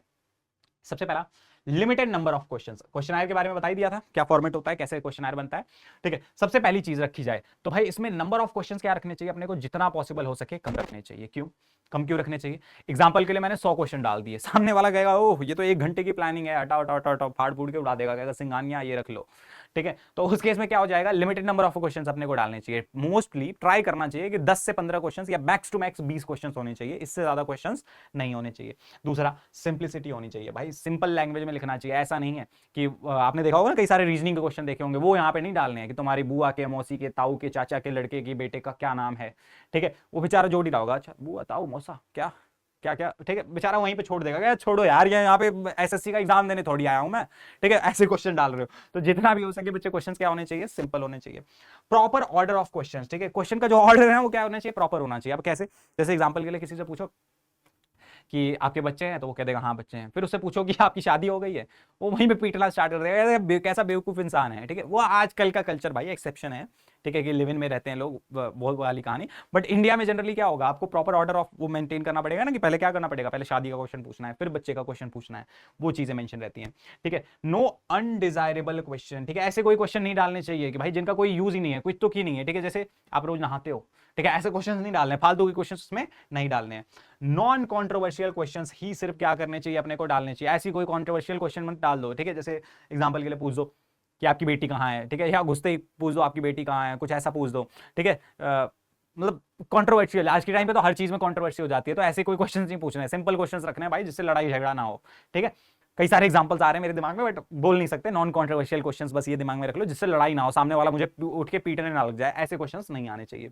प्लस उसके बाद बात करी जाए तो कैलकुलेशन से रिलेटेड क्वेश्चन थोड़े से कम होने चाहिए, ठीक है। जितना ज्यादा पॉसिबल हो सके सिंपल सिंपल क्वेश्चन होने चाहिए। पता चले मैं इससे इंटीग्रेशन, डिफरेंशिएशन, ट्रिगो के क्वेश्चन सॉल्व करवा रहा हूं, तो करना चाहेगा क्या सामने वाला, नहीं, ठीक है। तो ये क्या बन जाती है, क्वालिटी ऑफ गुड क्वेश्चन बन जाती है। यहां से भी क्वेश्चन आपको देखने को मिल जाता है, ये कह सकते हो कि एक वीवीआईपी पार्ट है, यहां से क्वेश्चन देखने को मिल जाता है कि क्वेश्चन का की क्या क्वालिटीज होती हैं, बढ़िया क्वालिटीज। आगे बढ़ते हैं, ठीक है। उसके बाद बात करी जाए सोर्सेज ऑफ सेकेंडरी डेटा। अभी तक तो जो भी हमने कहानी देखी थी, प्राइमरी डेटा को कलेक्ट करने की कहानी देखी थी, कौन कौन से मेथड देखे थे भाई। सबसे पहला डायरेक्ट पर्सनल इन्वेस्टिगेशन, फिर इनडायरेक्ट ओरल इन्वेस्टिगेशन जिसमें आंटी वाली कहानी थी, ठीक है। उसके बाद अगला जो मेथड हमने देखा था वो क्या था बच्चे, इन्फॉर्मेशन फ्रॉम लोकल सोर्सेज या कोरेस्पॉन्डेंट बोल लो, ठीक है। उसके बाद हमने क्या देखा था बच्चे, क्वेश्चन आयर मेथड देखा था, और सबसे लास्ट हमने देखा था टेलीफोनिक इंटरव्यू। टेलीफोनिक इंटरव्यू के बारे में मैंने ओरली समझा दिया था, ज्यादा कुछ था नहीं, ठीक है। अब बात करते हैं सेकेंडरी डेटा की सोर्सेज की। भाई सेकेंडरी डेटा मतलब किसी बंदे ने पहले ही कलेक्ट कर रखा होगा, हम क्या कर रहे होंगे, सिर्फ उसे अपने पर्पस के लिए यूज कर रहे होंगे। तो इसमें दो सोर्सेज बनते हैं भाई, एक तो पब्लिश सोर्स बनता है और दूसरा क्या बनता है, अनपब्लिश्ड। नाम से समझ में आ जा रहा है, पब्लिक वर्ड आ रहा है ना, तो जो पब्लिक अपीयरेंस में जो भी डेटा आ जाए, ठीक है। पब्लिक अपीयरेंस का मतलब क्या है, वेबसाइट पे आ जाए, न्यूज पे आ जाए, ठीक है, इंटरनेट पे आ जाए, मैगजीन में आ जाए, ठीक है, उन सारे डेटा को हम क्या बोलते हैं बच्चे, पब्लिश सोर्स बोलते हैं, पब्लिश सोर्स ऑफ डेटा। और जो किसी बंदे ने सिर्फ क्या करा है, कलेक्ट करके अपने पास ही रख लिया, कोई पब्लिक अपीयरेंस में नहीं लेके आया, उसे क्या बोलते हैं हम, अनपब्लिश्ड सोर्स ऑफ डेटा बोलते हैं। बढ़ते हैं, ठीक है, एक एक करके देखते जाते हैं। अब बात करी जाए पब्लिश सोर्स की, तो यहाँ पे क्या होता है, official publications of central and state government. State and central government निकालती रहती है ना बहुत सारी इकोनॉमिक सर्वे वर्वे, कई सारी इंफॉर्मेशन कि भाई कितने लोग एम्प्लॉयड हैं, कितनी इन्वेस्टमेंट हुई है, कितनी सेविंग हुई है, नेशनल इनकम क्या चल रही है, ये सारी इंफॉर्मेशन जो होती हैं वो क्या होती हैं, ठीक है, जो ऑफिशियल गवर्नमेंट निकालती है उसे हम क्या बोलते हैं, पब्लिश सोर्स बोलते हैं। इकोनॉमिक सर्वे करके एक आता है, वो बहुत ज्यादा देखने को मिलता है। फिर आता है reports of committee and commission, ठीक है, आपने कई सारे कमीशन का नाम सुना होगा, मंडल कमीशन, ठीक है। तो ये जो कमीशन होते हैं ये क्या करते हैं, किसी पर्टिकुलर चीज में, जैसे एग्जांपल के लिए क्या होता है, जो गवर्नमेंट होती है और जो क्या कहते हैं ऑपोजिशन होता है, इनके बीच में किसी एक मुद्दे पे क्या होता है, काफी अच्छी खासी बहस होती है। तो ये लोग बहस लेके कहां पहुंच जाते हैं, सुप्रीम कोर्ट में। फिर सुप्रीम कोर्ट देखता है, कहता है इस पे क्या करते हैं, एक 5-6 जजों की क्या कर देते हैं, बेंच तैयार करते हैं। वो क्या करेगी, सर्वे करेगी, एक कमेटी तैयार कर देते हैं, वो अपना सर्वे करेगी, और सर्वे करके रिपोर्ट जो भी देगी उस रिपोर्ट को हम पब्लिक करेंगे, एंड उसी के अकॉर्डिंग क्या करेंगे, डिसीजन लेंगे। तो मंडल का नाम सुना होगा, मंडल कमीशन का नाम काफी ज्यादा। तो इसकी रिपोर्ट्स को भी क्या बोला जाता है बच्चे, पब्लिश सोर्स बोला जाता है, क्योंकि ये पब्लिक अपीयरेंस में आ जाती है, ठीक है। सेमी गवर्नमेंट पब्लिकेशंस, ठीक है, लाइक कई सारी गवर्नमेंट बॉडीज होती है ना, लाइक एनसीईआरटी के सर्वे आपने देखे होंगे बहुत सारे। उसके बाद पब्लिकेशन ऑफ ट्रेड एसोसिएशन, कई सारे ट्रेड एसोसिएशन, व्यापार मंडल होते हैं, वो भी देते रहते हैं कि भाई इस साल इतने का क्या हुआ है, सेल हुई है, इतने की परचेज हुई है, इतने की कंजप्शन हुई है, ठीक है। उसके बाद पब्लिकेशन ऑफ रिसर्च इंस्टीट्यूट, कई सारे रिसर्च इंस्टीट्यूट होते हैं जो अपने लिए क्या करते हैं, पब्लिक डेटा कलेक्ट करते हैं एंड उसके बाद बताते रहते हैं, ठीक है। जनरल एंड प्रॉपर्स, ठीक है, जनरल मैगजीन्स, ठीक है, कई सारी मैगजीन्स, जैसे फोर्ब्स का नाम सुना होगा आपने, फोर्ब्स निकालती रहती है ना कि कौन अमीरों की लिस्ट में कौन सा है। तो इसकी भी जो कहानी होती है वो किस पे आती है बच्चे, ऑनलाइन आती है ना, ठीक है, वेबसाइट पे आती है, ठीक है। उसके बाद पब्लिकेशन ऑफ रिसर्च स्कॉलर्स, ठीक है, कई सारे रिसर्च स्कॉलर्स होते हैं, वो भी अपनी कहानियों को क्या करते रहते हैं, मेंशन करते रहते हैं। कई सारे इंस्टीट्यूट हैं जैसे ICAI, ठीक है, all India institute of chartered accountant, ये भी क्या करता रहता है, अपने अलग अलग सर्वे कराता रहता है। तो इनके जो सोर्सेज हैं, ठीक है, ये पब्लिक अपीयरेंस में दिए जाते हैं, इनकी वेबसाइट पे अपलोड करे जाते हैं। तो इन सोर्सेज को क्या बोला जाता है बच्चे, पब्लिश सोर्स बोला जाता है। और दूसरा आता है हमारा, ठीक है, सबसे लास्ट आता है अनपब्लिश सोर्स। अनपब्लिश सोर्स के बारे में मैं ज्यादा कुछ मेंशन नहीं कर रहा, बस ये बता दे रहा हूं कि जो डेटा क्या करा जाता है बच्चे, खुद कलेक्ट करा जाता है, कलेक्ट करके सिर्फ रख लिया जाता है अपने पर्पस के लिए। कोई अगर मांगने आता है तो उसको हम प्रोवाइड कर देंगे, ऐसा नहीं है कि नहीं देंगे, ठीक है। अगर कोई मांगने आता है बट उसको हमने कहीं भी पब्लिक अपीयरेंस में नहीं लिया है, उसे हम क्या बोलते हैं, अनपब्लिश सोर्स बोलते हैं। यहां तक हमने क्या करा है बच्चे, इस चैप्टर का फर्स्ट पार्ट कवर करा है, जिसमें प्राइमरी और सेकेंडरी डेटा की कहानी हमारी पूरी चली है। चलिए अब स्टार्ट करते हैं, ठीक है, टॉपिक को आगे स्टार्ट करते हैं, ठीक है। अब कहानी देखते हैं कि यूनिवर्स एंड पॉपुलेशन क्या होता है। यूनिवर्स बोल लो या पॉपुलेशन बोल लो, दोनों का मतलब क्या होता है, सेम होता है। अब जैसे मैं किसी भी चीज की स्टडी करना चाहता हूं, फॉर एग्जांपल मुझे 11th क्लास के सारे बच्चों की स्टडी करनी है, तो 11th क्लास में जितने भी बच्चे हैं, ठीक है, 100 बच्चे, 200 बच्चे, 300 बच्चे, पूरे स्कूल में जितने भी बच्चे हैं, उन सबको हम क्या बोलते हैं बच्चे, यूनिवर्स या पॉपुलेशन बोलते हैं। इसका मतलब क्या होता है, किसी भी पर्टिकुलर थिंग की अगर स्टडी करने जा रहे हैं तो उसमें मौजूद टोटल नंबर ऑफ आइटम्स को हम क्या बोलते हैं बच्चे, यूनिवर्स या पॉपुलेशन बोलते हैं, ठीक है। इसको पॉपुलेशन से या बाहर वाले यूनिवर्स से कंफ्यूज नहीं होना है, ठीक है। टोटल नंबर ऑफ आइटम्स को हम क्या बोलते हैं बच्चे, यूनिवर्स या पॉपुलेशन बोलते हैं। आगे कहानी बात करी जाए, ठीक है, दो तरीके हम यूज करते हैं, ठीक है, यहां से डेटा कलेक्ट करने के, ठीक है। पहला मेथड होता है सैंपलिंग मेथड और दूसरा मेथड होता है सेंसस मेथड। सैंपलिंग और सेंसस दोनों का क्या मतलब होता है बच्चे, नाम से समझ में आ जा रहा है। सेंसस मेथड में क्या होता है, each and every item of population should be included. For example, ठीक है, मुझे किसी चीज पे सर्वे करना था, यहां पे 5 लोग थे, मान लो ABCD और E, ये 5 लोग थे। मैंने क्या करा, इन 5 के पांचों को इन्वॉल्व करा अपने मेथड में, ठीक है, स्टडी में 5 के पांचों लोगों को इन्वॉल्व करा। तो इस चीज को हम क्या बोलते हैं बच्चे, सेंसस मेथड बोलते हैं, ठीक है। जब मैं each and every item of population should be included, तो उसे हम क्या बोलेंगे बच्चे, सेंसस बोलेंगे। दूसरा तरीका क्या है, मैं इनमें से एक तो B को चूज कर लूं और एक D को चूज कर लूं, सिर्फ 2 लोगों को चूज करूं, तो इसमें से क्या करा, मैंने कुछ लोगों को चूज करा, इस चीज को क्या बोलते थे बच्चे, सैंपलिंग मेथड बोल देते हैं। मतलब पूरे ग्रुप में से कुछ आइटम्स को जब मैं चूज करूंगा उसे क्या बोलेंगे, सैंपलिंग मेथड बोलेंगे। और पूरे ग्रुप में जितनी भी आइटम है सबको मैं इन्वॉल्व करूंगा तो उसे हम क्या बोलेंगे, सेंसस मेथड बोलेंगे। अब ध्यान से देखना, सिंपल सी कहानी है, नाम से समझ में आ जा रहा होगा, सारी आइटम्स आ रही हैं और क्या हो रहा है, कुछ सैंपल्स उसमें से चूज करे जा रहे हैं। बात करी जाए, ठीक है, खर्चीले होने की, तो कौन सा मेथड ज्यादा खर्चीला होगा, ऑब्वियसली सेंसस मेथड होगा, क्योंकि मैं सारी आइटम्स को इन्वॉल्व कर रहा हूं, तो मुझे क्या होगा, खर्चा थोड़ा सा ज्यादा करना पड़ेगा, ज्यादा एरिया कवर करना पड़ेगा, ठीक है, ज्यादा मेहनत कर, एरिया नहीं मतलब ज्यादा मेहनत करनी पड़ेगी। उसमें क्या है, उसमें तो 10 लोगों से पूछा और उसी के बिहाफ पे क्या कर दिया, पूरे को रिजल्ट दे दिया, तो वो क्या हो जाता है, थोड़ा सा हमारा सस्ता हो जाता है। ये मेथड क्या हो जाता है, थोड़ा सा खर्चीला हो जाता है। टाइम कंज्यूमिंग की बात करी जाए तो सेंसस मेथड हमारा क्या रहेगा, थोड़ा सा टाइम कंज्यूमिंग रहेगा कुछ, क्योंकि मुझे सारी आइटम्स पे स्टडी करनी होगी, जबकि इसमें क्या होगा, टाइम कंज्यूमिंग थोड़ा सा क्या होगा, ये कम होगा। तो आओ देखते हैं इनके बीच में, दोनों के बीच में डिफरेंस देखते हैं, सेंसस मेथड और सैंपलिंग मेथड दोनों के बीच में, ठीक है। सेंसस मेथड जिसमें each and every item of population should be included, some item of population should be included. सबसे पहले कवरेज की बात करी जाए तो इसमें हम क्या होता है, in case of census technique, ठीक है, an investigator collect information related to all the items of population, मतलब इसमें पूरी ही पॉपुलेशन क्या होगी बच्चे, हमारी कवर होगी। जबकि इसमें बात करी जाए तो सैंपल में कुछ क्या होता है, पॉपुलेशन से कुछ पोर्शन को क्या करा जाता है, कलेक्ट करा जाता है, ठीक है। इस इन्वेस्टमेंट में सूटेबिलिटी की बात करी जाए तो ये कब सूटेबल होता है भाई, जब छोटे एरिया पे मुझे सर्वे करना हो, ज्यादा बड़ा एरिया ना हो, थोड़ा सा छोटा एरिया हो, तो उस केस में क्या हो जाता है, ये मेरे लिए बेनिफिशियल हो जाता है। जबकि सैंपलिंग मेथड की बात करी जाए तो मुझे अगर बड़े एरिया पे सर्वे करना है तो यहां से कुछ को चूज करा, यहां से कुछ को चूज करा, यहां से कुछ को चूज करा, ठीक है, और अपना काम बन गया। तो इस केस में ये क्या हो जाता है, मेरे लिए बेनिफिशियल हो जाता है, ठीक है। उसके बाद टाइम कंज्यूमिंग का मैंने पहले ही बताया था कि ये मेथड क्या होता है, थोड़ा सा टाइम कंज्यूमिंग होता है, और यहाँ पे क्या होता है, उतना टाइम नहीं लगता, थोड़ा सा लेस टाइम कंज्यूमिंग है। नेचर ऑफ आइटम्स की बात करी जाए तो यहाँ पे क्या होता है, यहाँ पे जब मुझे डाइवर्सिफाइड कैरेक्टर्स के बारे में स्टडी करना है, ठीक है, जिसको हम एक टर्म बोलते हैं हेट्रोजीनियस, आपने पढ़ा होगा ना, होमोजीनियस एंड हेट्रोजीनियस। होमोजीनियस का मतलब क्या होता है, जब सब में सेम क्वालिटी होती है उसे हम बोलते हैं होमोजीनियस, और हेट्रोजीनियस का मतलब क्या होता है, जब सब में डिफरेंट डिफरेंट क्वालिटीज होती हैं। तो अगर कहीं पे किसी पॉपुलेशन में सारा के सारे डेटा क्या है बच्चे, डिफरेंट है या हेट्रोजीनियस है, तो उस केस में मैं कौन सा मेथड यूज करूंगा बच्चे, यहाँ पे ऑब्वियसली सेंसस मेथड, क्योंकि सबकी क्वालिटीज क्या है, डिफरेंट है। लेकिन अगर जो डेटा है वो हमारा क्या है बच्चे, होमोजीनियस है, मतलब कई सारे लोगों की क्वालिटीज क्या करती हैं, एक दूसरे से मिलती हैं, तो मैं क्या करूंगा, इधर से एक सैंपल ले लूंगा, 10 लोगों की मान लो क्वालिटी मिल रही है तो उनमें से एक को चूज कर लूंगा, 20 लोगों की क्वालिटी मिल रही है, ठीक है, उनमें से 2 को चूज कर लूंगा, ठीक है। ऐसे करके क्या कर लूंगा, यहां से सैंपल्स ले लूंगा। तो ये क्या हो जाता है, हमारा नेचर ऑफ आइटम हो जाता है, ठीक है। एक्यूरेसी की बात करी जाए तो ऑब्वियसली इसमें क्या कर रहे हैं, हर बंदे से जब इन्वॉल्वमेंट रख रहे हैं तो एक्यूरेसी का लेवल थोड़ा सा क्या रहेगा, ज्यादा रहेगा। यहाँ पे हम क्या करते हैं, थोड़े से कम लोगों को इन्वॉल्व करते हैं तो एक्यूरेसी का थोड़ा लेवल क्या हो जाएगा बच्चे, कम हो जाएगा, ठीक है। कॉस्ट की बात करी जाए तो ये थोड़ा सा एक्सपेंसिव हो जाता है, महंगा थोड़ा नहीं, बहुत ज्यादा, और ये थोड़ा सा क्या हो जाता है बच्चे, सस्ता हो जाता है, क्योंकि मुझे कुछ ही लोगों पे क्या करना है, सर्वे करना है, तो ये क्या हो जाता है, लेस एक्सपेंसिव हो जाता है। आगे बात करी जाए, ठीक है। Suitability of census method, census method कब सूटेबल होता है और कब अच्छा होता है। अगर डिफरेंस कर लिया है तो इसके क्या कहते हैं, ये सारी चीजें तो खुद ही निकल आएंगी, ठीक है। सबसे पहले सूटेबल कब होता है भाई, जब स्मॉल साइज ऑफ पॉपुलेशन हो, वाइडर डाइवर्सिफिकेट आइटम हो, मतलब जो आइटम है वो क्या हो, हेट्रोजीनियस हो, तब बेनिफिशियल होता है। और छोटा एरिया जब मुझे स्टडी करना हो तब होता है, ठीक है। जब मुझे ज्यादा रिलायबल और एक्यूरेट आंसर चाहिए, ठीक है, मतलब गलती होने के चांसेस नहीं हो सकते, उस केस में ये यूज होता है, ठीक है। और जब मुझे बहुत ज्यादा इंटेंस स्टडी करनी हो अपनी पूरी पॉपुलेशन की, तब भी ये मेथड क्या होता है, यूज होता है, क्योंकि तब मुझे ज्यादा इंफॉर्मेशन मिलती है ना, हर एक बंदे को इन्वॉल्वमेंट जब करते हैं तो मुझे एकदम एक्यूरेट और बढ़िया इंफॉर्मेशन मिलती है, तो उस केस में क्या हो जाता है, ये सूटेबल हो जाता है। लेकिन इसी का उल्टा, जब मुझे थॉरो स्टडी करनी है, ठीक है, थोड़ा ऊपर ऊपर से समझना है, तो उस केस में मैं क्या कर लूंगा, सैंपल मेथड यूज कर लूंगा, ठीक है। मेरिट्स की बात करी जाए तो मेरिट्स नाम से ऊपर से ही समझ में आ गई है, रिलायबल एंड एक्यूरेट होगा, ठीक है। और क्या होगा भाई, स्टडी ऑफ डाइवर्स कैरेक्टर्स, ठीक है, डिफरेंट डिफरेंट अलग अलग कैरेक्टर्स की मुझे स्टडी करने को मिलेगी, जिससे मेरा डेटा क्या हो जाएगा, मोर रिलायबल, मोर ओरिजिनल, मोर एक्यूरेट हो जाएगा, ठीक है। इनडायरेक्ट इन्वेस्टिगेशन, ठीक है, इसका मतलब क्या है भाई, कि census method can be successfully used in indirect investigation related to, ठीक है, किन में भाई, अनएम्प्लॉयमेंट के बारे में अगर मुझे स्टडी करनी है, पॉवर्टी के बारे में, करप्शन के बारे में, ठीक है, इन सारी चीजों के बारे में जब मुझे स्टडी करनी है, तो उस केस में ये मेथड क्या रहता है, बहुत ज्यादा बढ़िया रहता है, जब मुझे इनडायरेक्ट इन्फॉर्मेशन चाहिए होती हैं। लेस बाइस्ड, लेस बाइस्ड क्यों होता है भाई, ठीक है, लेस बाइस्ड क्यों होता है, क्योंकि सारी आइटम्स को जब इन्वॉल्व कर दिया है, ठीक है। बाइस्ड कब होता है, जब 10 में से मुझे 5 लोगों को चूज करना है, तो मैं 5 लोग अपनी मर्जी के चूज कर लूंगा। यहाँ पे 10 के 10 को मुझे चूज करना है, तो बाइसनेस की कोई चांसेस ही नहीं है भाई, कोई प्रोबेबिलिटी ही नहीं है, तो इस वजह से ये क्या हो जाता है बच्चे, लेस बाइस्ड हो जाता है, सिंपल सी कहानी है। आगे बढ़ते हैं, ठीक है। डीमेरिट्स की बात करी जाए तो ये मेथड थोड़ा सा क्या हो जाता है बच्चे, कॉस्टली हो जाता है, क्योंकि बहुत सारे क्या करनी है, बहुत सारे लोगों की इंफॉर्मेशन कलेक्ट करनी है। Not suitable for large investigation, बहुत बड़ी इन्वेस्टिगेशन करनी है तो उस केस में ये पॉसिबल नहीं होता, ठीक है। इसको करने के लिए क्या होता है, लार्ज मैन पावर चाहिए होती है। जैसे इंडिया में अगर सर्वे करना है तो भाई कितना नहीं कितने लोगों को, अगर मैं अकेले निकल गया तो पता चले 5-6 साल बाद वापस आ रहा हूँ, उसको भी कम बोल दिया मैंने, उससे ज्यादा लग जाएगा मुझे डेटा को स्टडी करने में।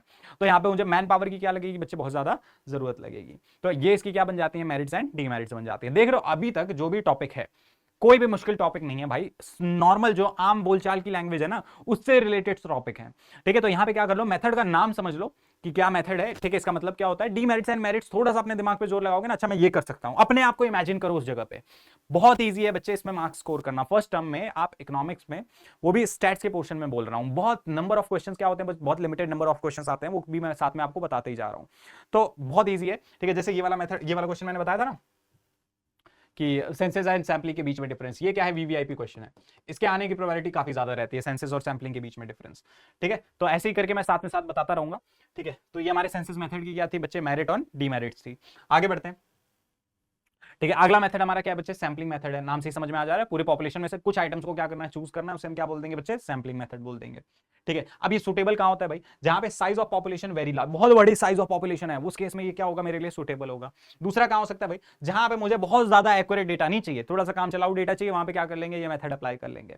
Intense examination of diverse item are not recorded, मुझे इतना डिटेल स्टडी नहीं करनी है, तो ऊपर ऊपर से पढ़ना है, ठीक है, कोई बात नहीं, ये मेथड यूज कर लेंगे।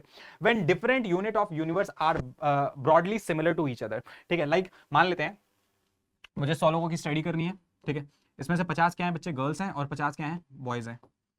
तो अब इनके जो कैरेक्टर हैं, इन 50 के क्या है, सेम है, ये दोनों एक दूसरे के सिमिलर हैं, कह सकते हैं होमोजीनियस हैं, ये दोनों भी एक दूसरे के सिमिलर, ये 50 ये भी सिमिलर हैं। तो मैं क्या करूंगा, यहां से कुछ लोगों को चूज कर लूंगा और यहां से कुछ लोगों को चूज कर लूंगा, और ये मेरा क्या हो जाएगा, सैम्पलिंग मेथड हो जाएगा। तो वही कह रहा है कि जब सिमिलर आइटम्स होती हैं, ठीक है, उस केस में ये मेथड क्या होता है, हमारे लिए बेस्ट माना जाता है। आगे बढ़ते हैं, ठीक है। मेरिट्स की बात करी जाए, पहले वाले के कंपैरिजन में क्या हो जाएगा भाई, सस्ता हो जाएगा, इकोनॉमिकल हो जाएगा, टाइम सेविंग, टाइम कम लगेगा इसमें, ठीक है। आइडेंटिफिकेशन ऑफ एरर्स, ठीक है। पिछले वाले मेथड में मैं क्या कर रहा हूं, बहुत सारे आइटम्स को इन्वॉल्व कर रहा हूं, तो हर आइटम को मुझे पता नहीं लगेगा ना कहां पे गलती हुई है, गलती करने के लिए मुझे सारे आइटम्स पे क्या करनी पड़ेगी, स्टडी करनी पड़ेगी, वो करना पॉसिबल है नहीं। एक तो पहले इतनी मेहनत करके निकाला, उसके बाद एक एक आइटम को देखो कि कहां गलती हुई है कहां नहीं, तो एरर को फाइंड करना बड़ा मुश्किल हो जाता है। लेकिन यहाँ पे लिमिटेड नंबर ऑफ आइटम्स है, 10 में से 3 लोगों से ही तो बात करनी है, ठीक है, 3 लोगों की चीजों को क्या करना है, वेरीफाई करना है, तो ये क्या हो जाएगा, आइडेंटिफिकेशन ऑफ एरर यहाँ पे ईजी हो जाता है, मोर साइंटिफिक टेक्निक मानी जाती है, ठीक है। फिशर ने बोला था, ठीक है, भाई साहब फिशर हमारे आर फिशर ने, ठीक है, इन्होंने बोला था कि ये टेक्निक क्या है, काफी ज्यादा साइंटिफिक मानी जाती है, ठीक है। डीमेरिट्स की बात करी जाए तो डीमेरिट क्या है भाई, सबसे पहली डीमेरिट तो पार्शियल, भाई मैं अपने जान पहचान की 4-5 लोगों से बात कर लूंगा ना, ठीक है, सिर्फ उन्हीं से बातचीत कर लूंगा, तो ये क्या हो जाएगा, थोड़ा सा पार्शियल हो सकता है। Difficulty in framing a sample, ठीक है, अब मुझे डिसाइड करना है कि भाई किसको सैंपल में लेना है, किसको सैंपल में नहीं लेना है, तो वो डिसाइड करना हमारे लिए थोड़ा सा क्या हो जाता है बच्चे, मुश्किल हो जाता है, ठीक है। कई बार क्या होता है, रॉन्ग कंक्लूजन आ जाते हैं, मैंने जो आंसर प्रिडिक्ट करा, ठीक है, एक्चुअल में कंडीशन उससे बिल्कुल उल्टी थी, क्योंकि मैंने सैंपल ही तो नहीं है भाई, गलत होने के चांसेस फिर तो रहेंगे ही ना। अगर मैं सेंसेस लेता तो गलत होने के चांसेस कम होते, लेकिन यहाँ पे मैं सैंपल ले रहा हूँ तो मेरे गलत होने के चांसेस क्या रहेंगे बच्चे, थोड़े से ज्यादा रहेंगे। आई कहानी समझ में? तो ये इसकी मेरिट थी, ये इसकी क्या थी बच्चे, डीमेरिट थी। आगे बढ़ते हैं, ठीक है। एसेंशियल्स ऑफ अ सैंपल, ठीक है, एक सैंपल की क्या एसेंशियल्स होनी चाहिए, ठीक है, या कह सकते हो कि क्या क्वालिटीज होनी चाहिए, क्या फीचर्स होने चाहिए। सबसे पहला, रिप्रेजेंटेटिव होना चाहिए, वो पूरे ग्रुप को रिप्रेजेंट करे। जितने भी सैंपल्स आप चूज कर रहे हो ना, वैसा नहीं है, जैसे एग्जांपल के लिए मान लो एक 100 लोगों का ग्रुप था, उसमें से 90 पढ़े लिखे थे, ठीक है, 90 इंटेलिजेंट थे, पढ़े लिखे, एकदम पढ़ने में तेज थे, 10 थोड़े से लो थे, ठीक है, मतलब उतने पढ़े लिखे नहीं थे, उतने इंटेलिजेंट नहीं थे। मैंने क्या करा, उन्हीं 10 को एज ए सैंपल चूज कर लिया। तो वो पूरे ग्रुप को रिप्रेजेंट कर रहे हैं क्या? नहीं कर रहे भाई। तो इसीलिए जब भी सैंपल्स लेने चाहिए वो क्या होना चाहिए, पूरे ग्रुप का रिप्रेजेंटेटिव होना चाहिए, इंडिपेंडेंट होना चाहिए, ठीक है। इंडिपेंडेंट का मतलब क्या है, जितनी भी आइटम्स है वो सारी एक दूसरे से क्या होनी चाहिए बच्चे, अलग होनी चाहिए। ऐसा नहीं है कि एक दूसरे से जुड़ी होनी चाहिए, ठीक है। जैसे हमने पढ़ा ना इकोनॉमिक्स में, एक क्या कहते हैं, प्राइस ऑफ रिलेटेड गुड्स, जिसमें कॉम्प्लीमेंट्री और सब्स्टिट्यूट आते हैं। कॉम्प्लीमेंट्री की क्या कहानी होती है, एक को यूज करने के लिए मुझे दूसरे की जरूरत पड़ेगी। तो सेम वही कहानी यहाँ पे है कि जितनी भी आइटम्स है वो क्या होनी चाहिए बच्चे, इंडिपेंडेंट होनी चाहिए। होमोजीनिटी, ठीक है, अगर आइटम्स क्या है बच्चे, होमोजीनियस है, तो उनमें से कुछ आइटम्स को क्या कर लेना चाहिए, हमें चूज कर लेना चाहिए। यही कह रहा है ना, if more than one sample is selected from a universe, these samples should be homogeneous to each other, एक दूसरे से इनकी क्वालिटी में क्या होना चाहिए, थोड़ा सा मैच होना चाहिए। एडिक्वेसी, एडिक्वेसी का मतलब क्या है, सफिशिएंट नंबर ऑफ सैंपल्स अपने को क्या करने चाहिए, चूज करने चाहिए। अब जैसे फॉर एग्जांपल, ठीक है, मैं 1 लाख लोगों का सर्वे कर रहा हूं, मैंने 1 लोगों का सैंपल लिया, तो उसके गलत होने के चांसेस क्या रहेंगे, बहुत ज्यादा रहेंगे ना, ठीक है। इसी का उल्टा, अगर मैं 1 लाख लोगों को सर्वे कर रहा हूं तो कम से कम 1000 लोगों को से तो बातचीत करूं, तब जाके मुझे क्या होगा, एक्चुअल पिक्चर पता लगेगी कि भाई चीजें सही है या चीजें गलत हैं। तो वही कहता है कि एडिक्वेट सेंटर क्या होने चाहिए, सैंपल होने चाहिए, सैंपल में नंबर ऑफ यूनिट्स क्या रहनी चाहिए, थोड़ी सी एडिक्वेट होनी चाहिए। आई कहानी समझ में? तो ये क्या होते हैं, essence of a good sample हो जाते हैं। कभी कभी इस पे भी क्वेश्चन आ जाता है, बट ज्यादा इंपॉर्टेंट नहीं है, कभी कभी ही आता है, ज्यादा नहीं। बट अगर आया तो खुद से क्या कर सकते हो, मेंशन कर सकते हो, रिप्रेजेंटेटिव होना चाहिए, इंडिपेंडेंट होना चाहिए, होमोजीनियस होना चाहिए और एडिक्वेसी होनी चाहिए, ठीक है, सफिशिएंट क्वांटिटी ऑफ सैंपल्स होने चाहिए। आगे बढ़ते हैं, ठीक है। अब बात करते हैं सैंपलिंग की, ठीक है। सैंपलिंग हमने मेथड समझ लिया कि सैंपलिंग में क्या होता है, कुछ आइटम्स को चूज करना है। अब कौन कौन सी आइटम को चूज करना है, उसको चूज करने का हमारा तरीका होता है। यहाँ पे एक फ्लो डायग्राम देख रखा है, ठीक है, टाइप ऑफ सैंपलिंग की, अलग अलग से कौन कौन सी सैंपलिंग होती है। पहली सैंपलिंग रैंडम सैंपलिंग, नाम से ही समझ में आ जा रहा है, रैंडमली चूज करेंगे, अक्कड़ बक्कड़ बम्बे वो 80 90 पूरे 100, ठीक है। दूसरा क्या है, नॉन रैंडम सैंपलिंग, ठीक है, इसमें रैंडमली नहीं चूज करेंगे, इसमें कुछ और कहानी होगी, ठीक है। रैंडम सैंपलिंग की बात करी जाए तो उसमें 2 टाइप की सैंपलिंग चलती है, एक तो सिंपल चलती है और एक क्या चलती है बच्चे, रिस्ट्रिक्टेड चलती है। एक एक करके सबके बारे में डिस्कस करेंगे। नॉन रैंडम में 3 टाइप की होती है बच्चे, जजमेंट सैंपलिंग, कोटा सैंपलिंग और convenience sampling. Quota sampling important है, एंड साथ में जो रिस्ट्रिक्टेड रैंडम सैंपलिंग है ये भी इंपॉर्टेंट है, ठीक है। एक एक करके सबको समझते जाएंगे, ठीक है। जजमेंट और कन्वीनियंस उतनी इंपॉर्टेंट नहीं है, कभी कभी जजमेंट भी पूछ देता है, लेकिन ज्यादा इंपॉर्टेंट क्या है बच्चे, ये दोनों ज्यादा इंपॉर्टेंट है। इसके 3 पार्ट है, 4 पार्ट है, सारे के सारे पार्ट एक दूसरे के क्या है बच्चे, इंपॉर्टेंट है। तो स्टार्ट करते हैं, ठीक है। रैंडम सैंपलिंग आपको बताया था 2 पार्ट होते हैं इसके, सिंपल और रिस्ट्रिक्टेड। सिंपल की बात करी जाए तो सिंपल में क्या होता है, ज्यादा तामझाम नहीं होता है, ठीक है। इसमें क्या होता है, सिंपल वाले में 2 मेथड यूज होते हैं, एक तो लॉटरी का होता है और एक टेबल ऑफ रैंडम नंबर का होता है। लॉटरी की क्या कहानी है, आपने देखा होगा ना बहुत सारी पिक्चरों में, ठीक है। क्या होता है, कई सारी चिट्स पे नाम लिखा जाता है, उनको एक बाउल में डाला जाएगा, शेक करा जाएगा, फिर उसमें से एक चिट निकाली जाएगी, जिसका नाम आया वो गेम जीत गया। इसे क्या बोलते हैं बच्चे, लॉटरी मेथड बोलते हैं।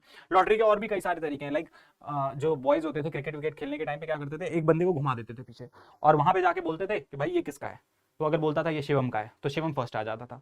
ऐसे करते थे, ये किसका है, तो ये किसका होता था, वो बोल देता था लेट से अभिनव का है, तो अभिनव क्या आ जाता था, सेकंड आ जाता था। तो ये कहानी चलती थी, ठीक है। इस कहानी को क्या बोलते हैं भाई, हम लॉटरी मेथड बोलते हैं। अब लॉटरी मेथड के ना कुछ फायदे भी हैं और कुछ नुकसान भी हैं, ठीक है। फायदे क्या है भाई, फायदा ये है कि भाई सिंपल मेथड है, ठीक है, सबके आने की चांसेस क्या रहते हैं बच्चे, सेम रहते हैं। आगे चल के हम पढ़ेंगे ये सारी चीजें, ठीक है। नुकसान क्या रहते हैं इसके, नुकसान ये रहता है कि अगर 4 नंबर ऑफ आइटम्स है, जैसे एग्जांपल के लिए आप लोगों ने खेला होगा ना राजा मंत्री चोर सिपाही, ठीक है, एक पर्ची उठानी होती है, तो उस केस में क्या है, हम क्या करते थे, जो राजा वाला होता था उस पर क्या करते थे, उसको थोड़ा सा मोड़ देते थे या उस पर कोई साइन बना देते थे और फेंकते ही तुरंत वो उठा लेते थे। तो उस केस में वो रैंडम थोड़ी रहा, उसमें तो मुझे पता है ना कि मेरे आने की मेरे ये आइटम आने की प्रोबेबिलिटी क्या है। तो अगर सैंपल साइज थोड़ा सा छोटा होता है तो उस केस में ये क्या हो जाता है बच्चे, उतना बेनिफिशियल नहीं रहता। रिस्ट्रिक्टेड की बात करी जाए तो रिस्ट्रिक्टेड में 4 टाइप हमारे आते हैं, स्ट्रैटिफाइड, सिस्टमैटिक, क्लस्टर और मल्टी स्टेज। ये दोनों लगभग एक दूसरे के ही सेम पार्ट हैं, ठीक है। ये इसका क्या माना जाता है बच्चे, एक्सटेंशन माना जाता है। आगे चल के समझेंगे क्या कहानी है क्या नहीं है, ठीक है। आगे बढ़ते हैं, ठीक है। सबसे पहले स्टार्ट करते हैं सिंपल से, या इसे अनरिस्ट्रिक्टेड रैंडम सैंपलिंग भी बोली जाती है। इसमें क्या होता है, हर एक आइटम के सेलेक्ट होने के चांसेस रहते हैं। कह रहा है ना, simple random sampling is one which every item of population has equal chance of being selected. इसमें 2 मेथड होते हैं, पहला मेथड कौन सा होता है बच्चे, लॉटरी, और दूसरा होता है use of random number table, ठीक है। रैंडम नंबर टेबल की क्या कहानी है बच्चे, हमें क्या करना होता है, 0 से लेकर 9 के बीच में। अब जैसे एग्जांपल के लिए मान लो, ठीक है, 100 सैंपल्स हैं, ठीक है। टोटल पॉपुलेशन के जो नंबर्स हैं वो कितने हैं, 100 हैं। तो हम क्या करते हैं, कोई भी दो नंबर्स को रैंडमली चूज करके उनको क्या करेंगे, चूज करेंगे। पहले एक टेबल बनाएंगे, उस टेबल में से कुछ भी करके क्या कर दो, एक नंबर को चूज कर लो, एक नंबर इधर से चूज कर लो, एक नंबर इधर से चूज कर लो, ठीक है। 3-4 नंबर्स की क्या कर लो, अलग से टेबल बना लो। या एक इसका बेहतरीन एग्जांपल दे सकता हूं, तंबोला खेला आप लोगों ने। तंबोला में क्या होता है, सबको अलग अलग ना चिट डिस्ट्रीब्यूट कर दी जाती है, और चिट में क्या करा जाता है, एक एक नंबर बोला जाता है। जैसे नंबर बोलते हैं उसको क्या करते रहते हैं, फोल्ड करते रहते हैं, फोल्ड करते रहते हैं, फोल्ड करते रहते हैं, ठीक है। तो अब जो जिसका सबसे पहले सारे आइटम्स फोल्ड हो जाती हैं वो क्या हो जाता है, गेम जीत जाता है। तो उसकी कहानी क्या है बच्चे, table uses of random number table की बात होती है, ठीक है। ये मेथड उतना डिटेल में हमारे सिलेबस में नहीं है, इसलिए मैं ज्यादा डिटेल में नहीं जा रहा, बस दिमाग में रख लेना कि तंबोला की कहानी है, या ये 0 से लेकर 9 नंबर को ही आगे पीछे करके क्या करा जाता है, उसमें से सैंपल्स चूज करे जाते हैं, ठीक है। आगे बढ़ते हैं। मेरिट्स की बात करी जाए तो ये पूरा का पूरा मेथड किस पे बच्चे, प्रोबेबिलिटी पे बेस्ड है।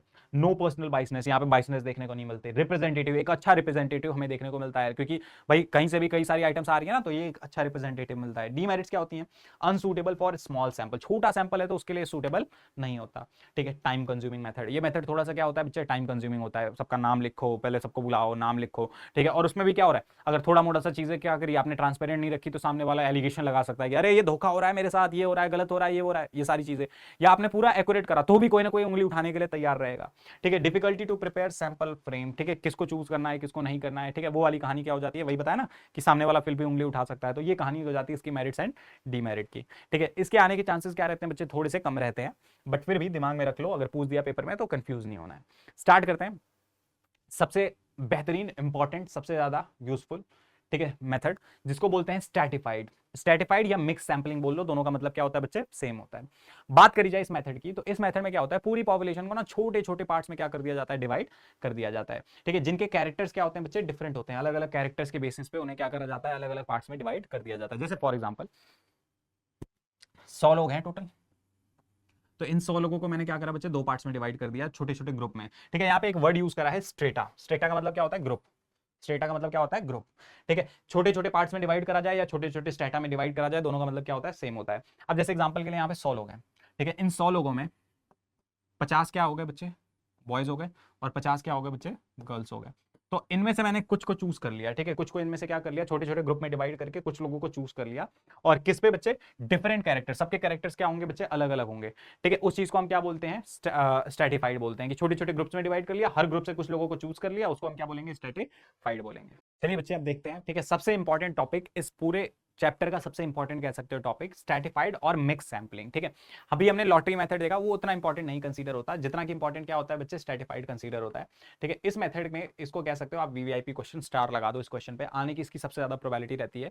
इसके अकॉर्डिंग क्या होता है कि हमारे पास जितनी भी पॉपुलेशन है, उस पूरे पॉपुलेशन को पहले छोटे छोटे पार्ट्स में, स्टैटा, ठीक है, स्टैटा बोल लो, ग्रुप बोल लो, ठीक है, या पार्ट बोल लो, अलग अलग छोटे छोटे पार्ट्स में डिवाइड कर देते हैं, और हर पार्ट से, ठीक है। और प्लस ये चीज दिमाग में रख लेना कि उनके अंदर क्या होते हैं, हर ग्रुप के अंदर ना अलग अलग क्या होते हैं, क्वालिटीज होती हैं। फॉर एग्जाम्पल, जैसे मैं एग्जांपल के लिए 100 लोगों का मेरे पास पॉपुलेशन है, ठीक है। इन 100 लोगों में से 50 जो है वो क्या कर लिया मैंने, गर्ल्स को अलग कर लिया 50, और 50 बॉयज को क्या कर लिया बच्चे, मैंने अलग कर लिया, ठीक है। 50 गर्ल्स को अलग, 50 बॉयज को अलग। अब देख रहे हो हर ग्रुप की जो क्वालिटीज है वो क्या बच्चे, डिफरेंट है। तो हर ग्रुप से मैं क्या कर लूंगा, कुछ लोगों को चूज कर लूंगा। इस चीज को क्या बोलते हैं, स्ट्रैटिफाइड बोलते हैं, स्ट्रैटिफाइड सैंपलिंग, ठीक है। आगे चल के एक और मेथड देखने को मिलेगा जिसको हम बोलते हैं क्लस्टर मेथड, ठीक है। उन दोनों के बीच में हम डिफरेंस देखेंगे आगे चल के। अभी पहले क्या करते हैं, सबके बारे में पढ़ लेते हैं, दोनों के बारे में। 3 मेथड्स में दिक्कत आती है, कंफ्यूजन आती है, एक स्ट्रैटिफाइड, क्लस्टर, और सबसे लास्ट में कोटा सैंपलिंग। तीनों के बीच में डिफरेंस, तीनों के बीच में प्रॉब्लम देखने को मिलती है। तो मैं आगे चल के ना तीनों के बीच में एक बार क्या करूंगा, डिफरेंस क्रिएट कर दूंगा, डिफरेंस बता दूंगा कि क्या क्या डिफरेंस होता है इनके बीच में, ठीक है। क्लस्टर एंड स्ट्रैटिफाइड में तो सेम, लगभग पूरी कहानी सेम रहती है, बस एक ही फर्क होता है, कैसे ग्रुप को हम बना रहे हैं ना, उसका फर्क होता है। तो वो आगे चल के हम देखेंगे, ठीक है।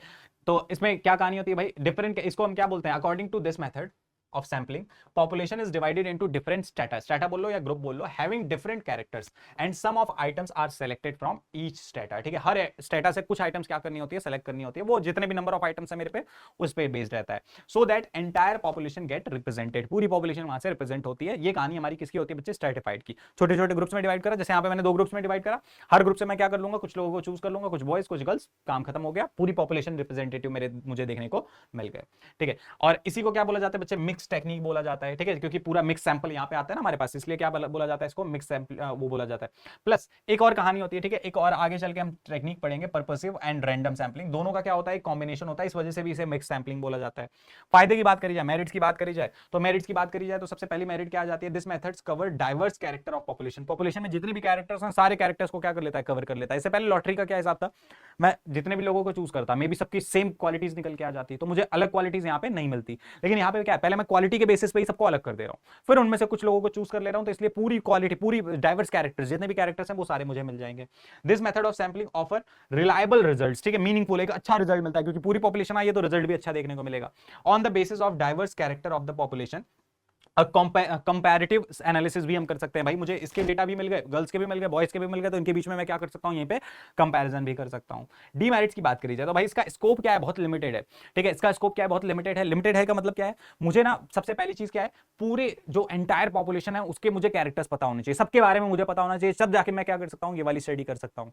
ये तो वही बात हो गई ना, फिर एक तरह से देखा जाए तो इससे बढ़िया मैं सेंसस मेथड ना अप्लाई कर लूं, जब मुझे पूरी पॉपुलेशन पता हो तो मैं सेंसस मेथड यूज कर लूं, ठीक है। उसके बाद दूसरा क्या है भाई, जब when the size of population is already small it may be difficult to further divide into, अब मान लो एग्जांपल के लिए सैंपल ही 2 लोगों का है या 1 लोगों का है सैंपल, क्या डिवाइड करूंगा इसे मैं, आधा आधा उस बंदे को काट दूं क्या, आधा इधर चला जा आधा उधर चला जा, तब ये पॉसिबल नहीं हो पाता है। लेकिन अगर सैंपल का साइज थोड़ा सा क्या कहते हैं, पॉपुलेशन का साइज बड़ा है, तो उस केस में ये क्या हो जाता है, हमारे लिए यूजफुल हो जाता है, ठीक है। ये इसकी मेरिट्स हैं, डीमेरिट्स थी, इस पे क्वेश्चन आता है, बढ़िया क्वेश्चन है, ठीक है। आगे बढ़ते हैं, अभी आके देखेंगे, ठीक है। उसके बाद अगला जो मेथड आता है ये भी इंपॉर्टेंट है बच्चे, ठीक है, इसको बोलते हैं सिस्टमैटिक सैंपलिंग, ठीक है। सिस्टमैटिक सैंपलिंग की क्या कहानी होती है, मेरे पास एग्जांपल के लिए 40 लोग हैं, मैंने क्या करा, उन 40 लोगों को लाइन से खड़ा कर दिया, पहले 40 1 से लेकर 10 तक को मैंने क्या करा, पहली लाइन में खड़ा कर दिया, ठीक है। 11 से लेके 20 तक को दूसरी लाइन में खड़ा कर दिया, ठीक है। 21 से लेके 30 को मैंने तीसरी लाइन में खड़ा कर दिया, और 31 से लेके 40 के बीच में जो है इनको क्या कर दिया मैंने, तीसरी लाइन में खड़ा कर दिया, ठीक है। जितनी भी लाइन में ये लोग खड़े हुए हैं, ठीक है,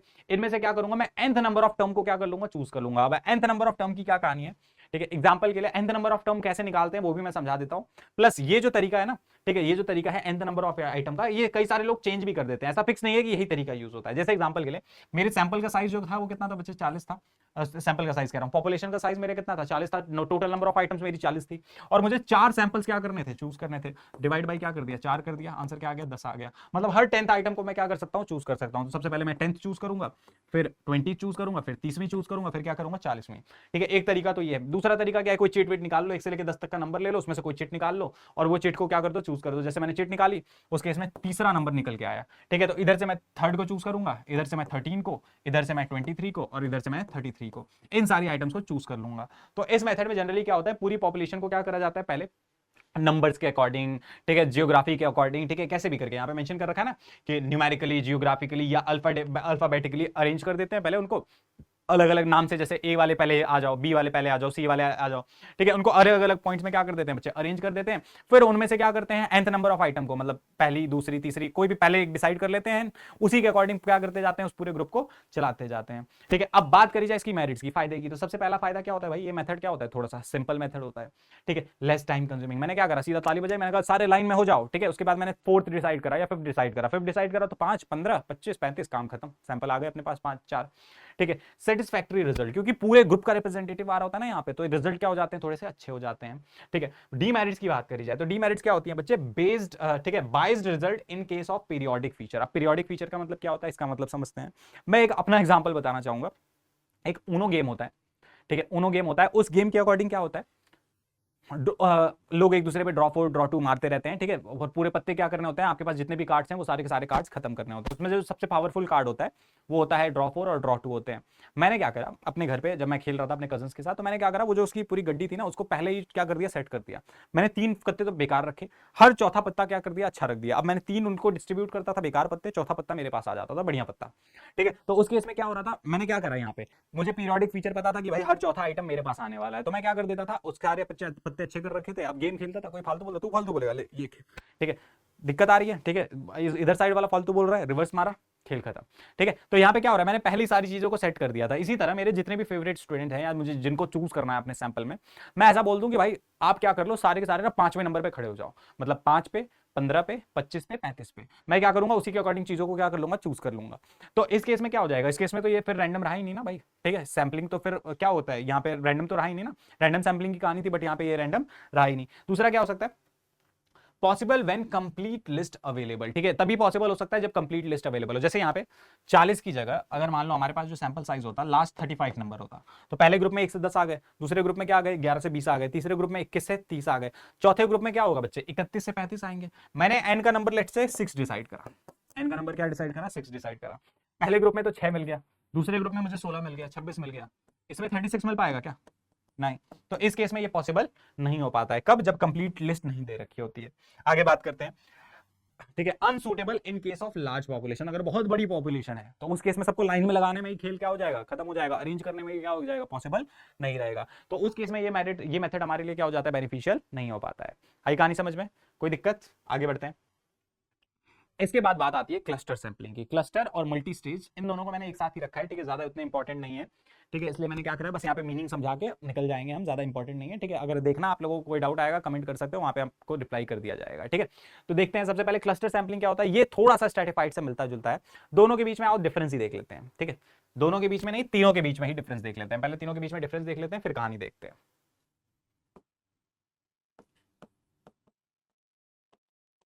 स्ट्रैटिफाइड,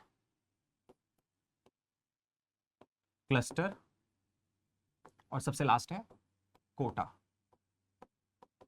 ठीक है। ये तीनों के बीच में क्या चलता है बच्चे, डिफरेंस चलता है। अब ध्यान से देखना, मेरी जो पॉपुलेशन है वो कितनी है, 100 है, ठीक है। मैंने क्या करा, इनको ना इनके डिफरेंट कैरेक्टर्स के अकॉर्डिंग इधर क्या कर दिया मैंने 50 बना दिया, और इधर क्या कर दिया मैंने 50, इधर 50 क्या हो गए बॉयज हो गए, और इधर 50 क्या हो गए बच्चे, गर्ल्स हो गई, ठीक है। मैंने क्या करा, अब इनमें से कुछ आइटम्स को चूज कर लूंगा, इनमें से कुछ आइटम्स को चूज कर लूंगा, बोला था ना स्ट्रैटिफाइड में अलग अलग स्ट्रैटा बनाने हैं, अलग अलग ग्रुप बनाने हैं, ठीक है। हर ग्रुप में से मुझे क्या करना है, कुछ नंबर ऑफ आइटम्स को क्या कर लेना है, चूज कर लेना है। ये कहानी यहाँ पे देखने को मुझे मिल जाएगी, ठीक है। इसी का उल्टा क्लस्टर में क्या होता है, क्लस्टर में 100 लोग हैं, ठीक है, बस दोनों में एक ही डिफरेंस होता है कि कैसे ग्रुप बना रहे हैं, बस इसी का डिफरेंस होता है। तो क्लस्टर में क्या कहानी होती है, 100 लोग हैं, तो मैं इसमें क्या कर देता हूँ 50 क्या कर लेता हूँ बच्चे इधर कर देता हूँ, और 50 इधर कर देता हूँ। पिछली बार मैं क्या कर रहा था, सेम कैरेक्टर वालों को अलग अलग कर दे रहा था, बट इस बार क्या कहानी होगी बच्चे, इसमें 25 बॉयज हो जाएंगे, साथ में 25 क्या हो जाएंगी, गर्ल्स हो जाएंगी, और टोटल क्या रहेगा 50 रहेगा, ठीक है। सेम वही कहानी, 25 इधर भी क्या हो जाएंगे बच्चे गर्ल्स हो जाएंगे, और 25 इधर भी क्या हो जाएंगे बॉयज हो जाएंगे, ठीक है। अभी भी टोटल क्या रह रहा है, दोनों का 50 रह रहा है। अब इनमें से कुछ नंबर ऑफ आइटम्स को क्या कर सकता हूं मैं, चूज कर सकता हूं। मतलब कह सकते हो कि क्लस्टर में जो डेटा रहता है वो हेट्रोजीनियस रहता है, कैसा रहता है बच्चे, हेट्रोजीनियस, ठीक है। जबकि इसकी बात करी जाए स्ट्रेटिफाइड की, तो इसमें क्या होता है, जो डेटा रहता है वो क्या रहता है, जो ग्रुप बनते हैं वो होमोजीनियस होते हैं। होमोजीनियस का मतलब क्या है, एक ग्रुप में सेम क्वालिटी के आइटम्स रहेंगे, दूसरे ग्रुप में सेम क्वालिटी की, तो ठीक है। और इसमें क्या होता है, इसमें जो भी ग्रुप बनेगा वो हेट्रोजीनियस रहेगा, मतलब सब में डेटा क्या रहेगा, डिफरेंट रहेगा। आई कहानी समझ में। अब ध्यान से देखना, इनमें कहीं पे भी मैंने आप पे रिस्ट्रिक्शन लगाई क्या, जैसे एग्जांपल के लिए मुझे 4 लोगों का सर्वे चाहिए था, कितने लोगों का सर्वे चाहिए था, 4 लोगों का सर्वे चाहिए था, तो मैंने कहीं पे भी आप पे रिस्ट्रिक्शन लगाई क्या कि भाई 2 इधर से चाहिए 2 उधर से चाहिए, ऐसा कहीं बोला नहीं ना, ठीक है। मैंने क्या बोला, बस ग्रुप डिवाइड कर दो, और आपका मन करे तो 4 के 4 यहीं से चूज कर लो, बॉयज से ही चूज कर लो, या 4 के 4 गर्ल्स से चूज कर लो, या 2 का पेयर कर लो, या 3 और 1 कर लो, मैंने कोई रिस्ट्रिक्शन नहीं लगाई। आपका जैसा मन कर रहा है वैसे वैसे क्या कर रहे हो, आप चूज करते जा रहे हो। लेकिन कोटा सैंपलिंग में क्या होता है, ठीक है, कहानी क्या होती है, यहां पे क्या हो जाता है, आप पे रिस्ट्रिक्शन लगा दी जाती है भाई, इससे कोटा का मतलब क्या होता है, इतनी नंबर ऑफ आइटम्स फिक्स कर दी गई, ठीक है। तो इतनी आइटम्स मुझे यहां से क्या करनी है, चूज करनी है। जैसे एग्जांपल के लिए 100 लोग हैं, 100 में से मैं क्या करूंगा, कैसे भी करके आप क्या कर सकते हो, इनको डाइवर्सिफाई कर सकते हो। वैसे ज्यादातर कहा जाता है कि स्ट्रैटिफाइड से ही तरीके से क्या करा जाता है, इसे डाइवर्सिफाई करा जाता है। मतलब 50 इधर के आ गए बच्चे बॉयज आ गए, और 50 इधर के आ गए गर्ल्स आ गए। मैंने क्या बोला, मुझे टोटल 4 लोगों का सैंपल चाहिए, जिसमें से 2 लोग तो मुझे बॉयज से चाहिए, और 2 लोग क्या चाहिए, गर्ल्स से चाहिए, 2 number of boys 2 number of girls. तो इस चीज को हम क्या बोल देते हैं, कोटा सैंपलिंग बोल देते हैं। लगभग दोनों की सिनेरियोज क्या रहते हैं बच्चे, सेम रहते हैं, दोनों ही मतलब तीनों ही मेथड लगभग कंफ्यूजिंग रहते हैं, लेकिन आज के बाद कंफ्यूजन नहीं आएगा। स्ट्रेटा में क्या होता है, होमोजीनियस ग्रुप क्या करे जाते हैं, बनाए जाते हैं, उनकी क्वालिटी क्या रहती है, होमोजीनियस रहती है। और क्लस्टर में क्या होता है, जो ग्रुप होते हैं वो क्या होते हैं बच्चे, होमोजीनियस नहीं होते, जबकि क्या होते हैं, हेट्रोजीनियस होते हैं। इन दोनों में कोई रिस्ट्रिक्शन नहीं होती है कि भाई मुझे कौन सा सैंपल्स क्या करना है, चूज करना है, कितने नंबर ऑफ आइटम चूज करनी है हर ग्रुप से। जबकि कोटा में क्या आ जाता है, मेरे ऊपर फिक्स नंबर ऑफ आइटम्स मुझे क्या करनी पड़ती है, चूज करनी पड़ती है ईच ग्रुप से, हर ग्रुप से मुझे फिक्स नंबर ऑफ आइटम क्या करनी पड़ेंगी, चूज करनी पड़ेंगी। इस चीज को हम क्या बोलते हैं, कोटा सैंपलिंग बोलते हैं। आई कहानी समझ में, ठीक है, आगे बढ़ते हैं। ठीक है, इनके बीच में हमने डिफरेंस देख लिया, ठीक है। अब क्लस्टर का ही एक बड़ा भाई निकल के आता है, जिसको क्या बोलते हैं, मल्टी स्टेज बोलते हैं। यहां पे देखा था हमने, सिर्फ क्या करा था बच्चे, एक लेवल पे क्या करा था, चीजों को डाइवर्सिफाई करा था। इस चीज को हम क्या बोलते हैं भाई, क्लस्टर बोलते हैं। अब देखो इसी में मैं और ज्यादा डिवाइड कर दूं, जैसे इसमें इंटेलिजेंट, ठीक है, और थोड़ा सा वो ले लेते हैं लेस इंटेलिजेंट, ठीक है, यहाँ पे भी क्या कर देता हूँ इंटेलिजेंट और लेस इंटेलिजेंट कर देता हूँ, ठीक है। तो इस केस में क्या हो रहा है, एक से ज्यादा स्टेज पे मैं क्या कर दे रहा हूँ, डाइवर्सिफिकेशन कर दे रहा हूँ, ग्रुप्स बना दे रहा हूँ। इस चीज को क्या बोल देते हैं बच्चे, मल्टी स्टेज बोल देते हैं। ये एक्सटेंशन होता है बच्चे किसका, क्लस्टर सैंपलिंग का, क्लस्टर सैंपलिंग का एक्सटेंशन होता है। इसमें आगे कई सारे स्टेप्स पे क्या करा जाता है, इसको डाइवर्सिफाई करा जाता है। आगे देखते हैं, ठीक है, बढ़िया टॉपिक था, ठीक है, ज्यादातर इनसे क्वेश्चन बहुत कम आते हैं क्लस्टर और इससे, बट दिमाग में मैंने रख दिया है, ठीक है। उसके बाद बात करते हैं नॉन रैंडम सैंपलिंग की, ठीक है। अभी तक तो रैंडम था ना, अकड़ बकड़ बम्बे वो 80-90 पूरे 100 कोई भी आ सकता है, किसके भी आने के चांसेस हैं, लेकिन अब कहानी क्या है, रैंडम नहीं रहेगी, ठीक है। अब यहाँ पे क्या होगा बच्चे, सबसे पहली चीज क्या आती है, जजमेंट सैंपलिंग। नाम से समझ में आ जा रहा है, हम क्या करते हैं, जो भी इन्वेस्टिगेटर होता है उसको बोल देते हैं भाई कि आपके ऊपर पूरी जिम्मेदारी है, कैसे हमारा सर्वे क्या होना चाहिए, सक्सेसफुल होना चाहिए। आप अपने जजमेंट के हिसाब से सर्वे में जो बेस्ट हो उन बंदों को क्या कर सकते हो, आप चूज कर सकते हो। इस चीज को हम क्या बोलते हैं बच्चे, जजमेंट सैंपलिंग बोलते हैं। सिंपल सी कहानी है जजमेंट सैंपलिंग में कि अपने जजमेंट के हिसाब से चीजों को क्या कर लो, चूज कर लो। कोटा सैंपलिंग के बारे में अभी हमने डिस्कस करा था, क्या कहानी थी कोटा सैंपलिंग की। और सबसे लास्ट आता है कन्वीनियंस सैंपलिंग, एक एक करके सबको समझते जाते हैं। सबसे पहले जजमेंट सैंपलिंग की बात करते हैं। नॉन रैंडम सैंपलिंग क्या होता है बच्चे, इसमें सब सारे जितनी भी आइटम्स है उनको चूज करने के चांसेस कम रहते हैं। यहाँ पे ज्यादा रोल किसका हो जाता है, इन्वेस्टिगेटर का हो जाता है, जो इन्वेस्टिगेशन कर रहा होता है, जो डेटा कलेक्ट कर रहा होता है, उसका रूल क्या हो जाता है, थोड़ा सा ज्यादा हो जाता है, ठीक है। सबसे पहला वही जजमेंट सैंपलिंग आ जाता है। यहाँ पे इन्वेस्टिगेटर अपने जजमेंट के हिसाब से चीजों को चूज कर सकता है, ठीक है। चूज कर सकता है तो अब इसकी मेरिट्स देखो, सबसे पहला सिंपल एंड इजी, भाई मैं अपने अकॉर्डिंग चीजों को चूज कर रहा हूँ, मुझे इससे चूज करना है, इसको चूज करना है, इसको चूज करना है, ये क्या हो जाएगा हमारा, सिंपल एंड इजी हो जाएगा। दूसरा क्या है, प्रॉपर रिप्रेजेंटेटिव। अब कोई बंदा ये तो नहीं चाहेगा ना कि मेरा सर्वे खराब हो, वो तो चाहेगा कि मेरा सर्वे क्या हो, अच्छा हो। तो एक बढ़िया रिप्रेजेंटेटिव वो बनाने के लिए कुछ इंटेलिजेंट बच्चों को लेगा, कुछ थोड़े से डम बच्चों को लेगा, थोड़े से लेस इंटेलिजेंट बच्चों को लेगा, मीडियम वाले बच्चों को लेगा, सबको क्या करेगा, लेगा, तो एक अच्छा रिप्रेजेंटेटिव उसे मिलेगा, ठीक है। Avoid irrelevant item. अब जैसे एग्जांपल के लिए मैं टॉपर्स की लिस्ट बना रहा हूं, तो उसमें जो टॉपर्स है मैं क्या करूंगा, उन्हीं को चूज करूंगा ना, जो टॉपर नहीं है उनको चूज तो करने का कोई फायदा नहीं है ना। तो जो इररिलेवेंट आइटम है, और उससे पहले क्या होता था, जो रैंडम सैंपलिंग होती थी उसमें भाई इररिलेवेंट आइटम, लाइक अगर मैं टॉपर्स की लिस्ट बना रहा हूं तो उसमें कोई बिना टॉपर वाला बंदा भी क्या हो सकता था, आ सकता था। लेकिन यहाँ पे जितने भी लोग आएंगे वो सारे के सारे क्या रहेंगे, टॉपर रहेंगे, सिंपल सा हिसाब है। आगे बढ़ते हैं, ठीक है। डीमेरिट्स की बात करी जाए तो पर्सनल प्रीजडाइज, ठीक है, इसका मतलब क्या है, पर्सनल जजमेंट, ठीक है, बाइसनेस देखने को मिल सकती है। मेरे कोई अच्छे स्टूडेंट है तो मैं क्या करूंगा, आ जाओ भाई तुम आ जाओ, इनको चूज कर लूंगा। वही जिनसे मेरी बनती नहीं है उन स्टूडेंट्स को, या जो बदमाशी करते हैं उनको चूज करने की मैं ट्राई नहीं करूंगा। Error of judgement. अब क्या होता है, कभी मैंने किसी को चूज करा, जैसे मैं टॉपर्स की लिस्ट बना रहा था, मैंने किसी बच्चे से कोई बच्चा था क्लास में आंसर नहीं करता था, मुझे कुछ आइडिया नहीं था उसका, और मैंने उसको चूज नहीं करा, लेकिन पता लगा वही क्लास में क्या कर दे रहा है, टॉप कर दे रहा है। तो इस चीज को क्या बोलते हैं, एरर ऑफ जजमेंट बोलते हैं, कि मैंने किसी को जज करा लेकिन वो मेरे रिजल्ट पे क्या हो गया, सक्सेसफुल नहीं हो पाया। नॉट एन ऑब्जेक्टिव मेथड, ठीक है, एक बढ़िया मेथड इसे नहीं माना जाता है, क्योंकि क्या होता है यहाँ पे बाइसनेस बहुत ज्यादा देखने को मिल जाती है। इस वजह से क्या होता है, ये बढ़िया मेथड नहीं कंसीडर करा जाता। आगे बढ़ते हैं, ठीक है। कोटा सैंपलिंग की बात करते हैं, इसके बारे में समझा ही दिया था। क्या होता है बच्चे, under this method the item of population are subdivided into various group, अलग अलग ग्रुप में क्या करी जाती है, डिवाइड करी जाती हैं। एंड दीज अ कोटा, ठीक है, number of item to be selected from each subgroup, हर ग्रुप में से इतनी नंबर ऑफ आइटम क्या करनी पड़ती है, अपने को सेलेक्ट करनी पड़ती है। अच्छा, वो जो नंबर ऑफ आइटम है ना हर ग्रुप में से जो सेलेक्ट करनी है, वो मेरे बेस पे रहती है, मेरे ऊपर रहती है कि मुझे कितने कितने लोगों को, जैसे क्या करा यहाँ पे 100 लोग थे, 100 लोगों को मैंने 50 गर्ल्स कर दिया और 50 बॉयज कर दिया। मुझे 4 लोगों को सेलेक्ट करना है, 2 इधर से आने चाहिए और 2 इधर से आने चाहिए। तो अब इन 50 में से मैं ही 2 को चूज करूंगा, ठीक है, उस पे कोई रैंडम सैंपलिंग वैम्पलिंग का हिसाब नहीं चलेगा, इन्हीं को क्या करना पड़ेगा, मुझे चूज करना पड़ेगा। तो ये क्या हो जाता है, यहाँ पे देखो, एक तो जजमेंट सैंपलिंग भी चल रही है एंड साथ में क्या चल रहा है बच्चे, आपका सर्टिफाइड भी चल रहा है। तो इस वजह से क्या होता है बच्चे, ये दोनों का क्या हो जाता है, मिक्सचर कंसीडर कर लिया जाता है। मेरिट्स की बात करी जाए तो इसमें रिजल्ट क्या होता है, रिलायबल होता है, क्योंकि हर ग्रुप से कोई ना कोई, हर रिप्रेजेंटेटिव आ रहे हैं ना, सारे लोग आ रहे हैं, ठीक है। इकोनॉमिकल मेथड है, सस्ता मेथड है भाई, तुरंत चूज कर लिया, 4 लोगों को तुरंत क्या कर लिया, इजीली चूज कर लिया। डीमेरिट की बात करी जाए तो यहाँ पे भी क्या देखने को मिल सकता है, जो जजमेंट वाला हिसाब था ना, ठीक है, कि मैं क्या कर सकता हूँ, बाइस्ड हो सकता हूँ ना, ठीक है, मैं सही से जज नहीं कर पाऊँ किसी को, ठीक है। Not possible to estimate sample error, ठीक है। अब यहाँ पे गलती होने के चांसेस क्या रहते हैं, थोड़े से ज्यादा रहते हैं, क्योंकि बहुत सारे ग्रुप बनाए, अभी तो मैंने 2 ही ग्रुप बनाए ना, यहाँ पे समझ सकते हो। लेकिन मान लो अगर 1 लाख लोग हों तो मैंने क्या करा, 100 के अलग अलग बहुत सारे ग्रुप बना दिए, तो अब मुझे आइडिया नहीं लगेगा कि भाई गलती कौन से ग्रुप से हुई है। तो एरर को पता करना यहाँ पे थोड़ा सा क्या हो जाता है, पॉसिबल नहीं आ पाता। चलो आगे बढ़ते हैं, ठीक है। उसके बाद सबसे लास्ट मेथड जो है हमारा, फालतू का मेथड है, मतलब उतना इंपॉर्टेंट नहीं है, बस समझ लेना, कन्वीनियंस सैंपलिंग। ये मेथड क्या कहता है भाई, एक तरह से मोटिवेशन है, ठीक है। इन्वेस्टिगेटर जो है उसकी क्या है, मोटिवेशन है। हम कहते हैं भाई तू उठ, उठ के जा, तुझे जो सैंपल सही लगे, कोई तुझे मेथड नहीं फॉलो करना, स्ट्रैटिफाइड, रैंडम सैंपलिंग, ये वो कुछ नहीं फॉलो करना भाई। तू उठ, बस उठ के जा, तू जो सर्वे लेके आ जाएगा, जो कलेक्ट करके लेके आ जाएगा, जो तुझे कन्वीनियंस लगे, कन्वीनियंस का मतलब क्या है, जो तुझे अच्छा लगे, जो तुझे ईजी हो, वो चीज तू क्या कर दे इस मेथड के अकॉर्डिंग। तो वही कहता है कि इसमें क्या होता है, the investigator gives special attention to his convenience. अब जैसे मुझे पता है कि अच्छा सर्वे, मुझे जो अच्छा डेटा मिलेगा वो कहां मिलेगा, एग्जांपल के लिए यहां से 100 किलोमीटर दूर मिलेगा, तो जजमेंट सैंपलिंग में मैं चला जाता वहां पे, क्योंकि मुझे जजमेंट करना है, मेरे हिसाब से ही डेटा बनेगा, तो मैं अपना डेटा गलत नहीं करना चाहूंगा, तो मैं जाके वहां पे 100 किलोमीटर दूर जाके क्या करूंगा, अपना डेटा कलेक्ट करूंगा। लेकिन इसी का उल्टा, इस मेथड में क्या है, 100 किलोमीटर दूर मिलेगा, लेकिन अपने को प्रायोरिटी किसको देनी है, अपने कन्वीनियंस को देनी है, अपने घर के बाजू से ही डेटा उठा लो, कोई दिक्कत नहीं, चलेगा। ठीक है, इस मेथड को क्या बोला जाता है बच्चे, कन्वीनियंस सैंपलिंग बोला जाता है। क्लियर है, आगे बढ़ते हैं। ठीक है, यहां तक हमारे जो मेथड थे डेटा कलेक्शन के, वो सारे के सारे मेथड खत्म हो चुके हैं। अब एक दो छोटे मोटे टॉपिक है, इतने इंपॉर्टेंट नहीं है, ठीक है, जो इंपॉर्टेंट होगा वो मैं बता दूंगा। ठीक है, एक टॉपिक ये दे रखा है कि 2 लॉज स्टैटिस्टिक्स में फॉलो करने होते हैं जब भी हम क्या करते हैं बच्चे, डेटा से खेलते हैं। पहला लॉ क्या होता है, लॉ ऑफ स्टैटिकल रेगुलरिटी।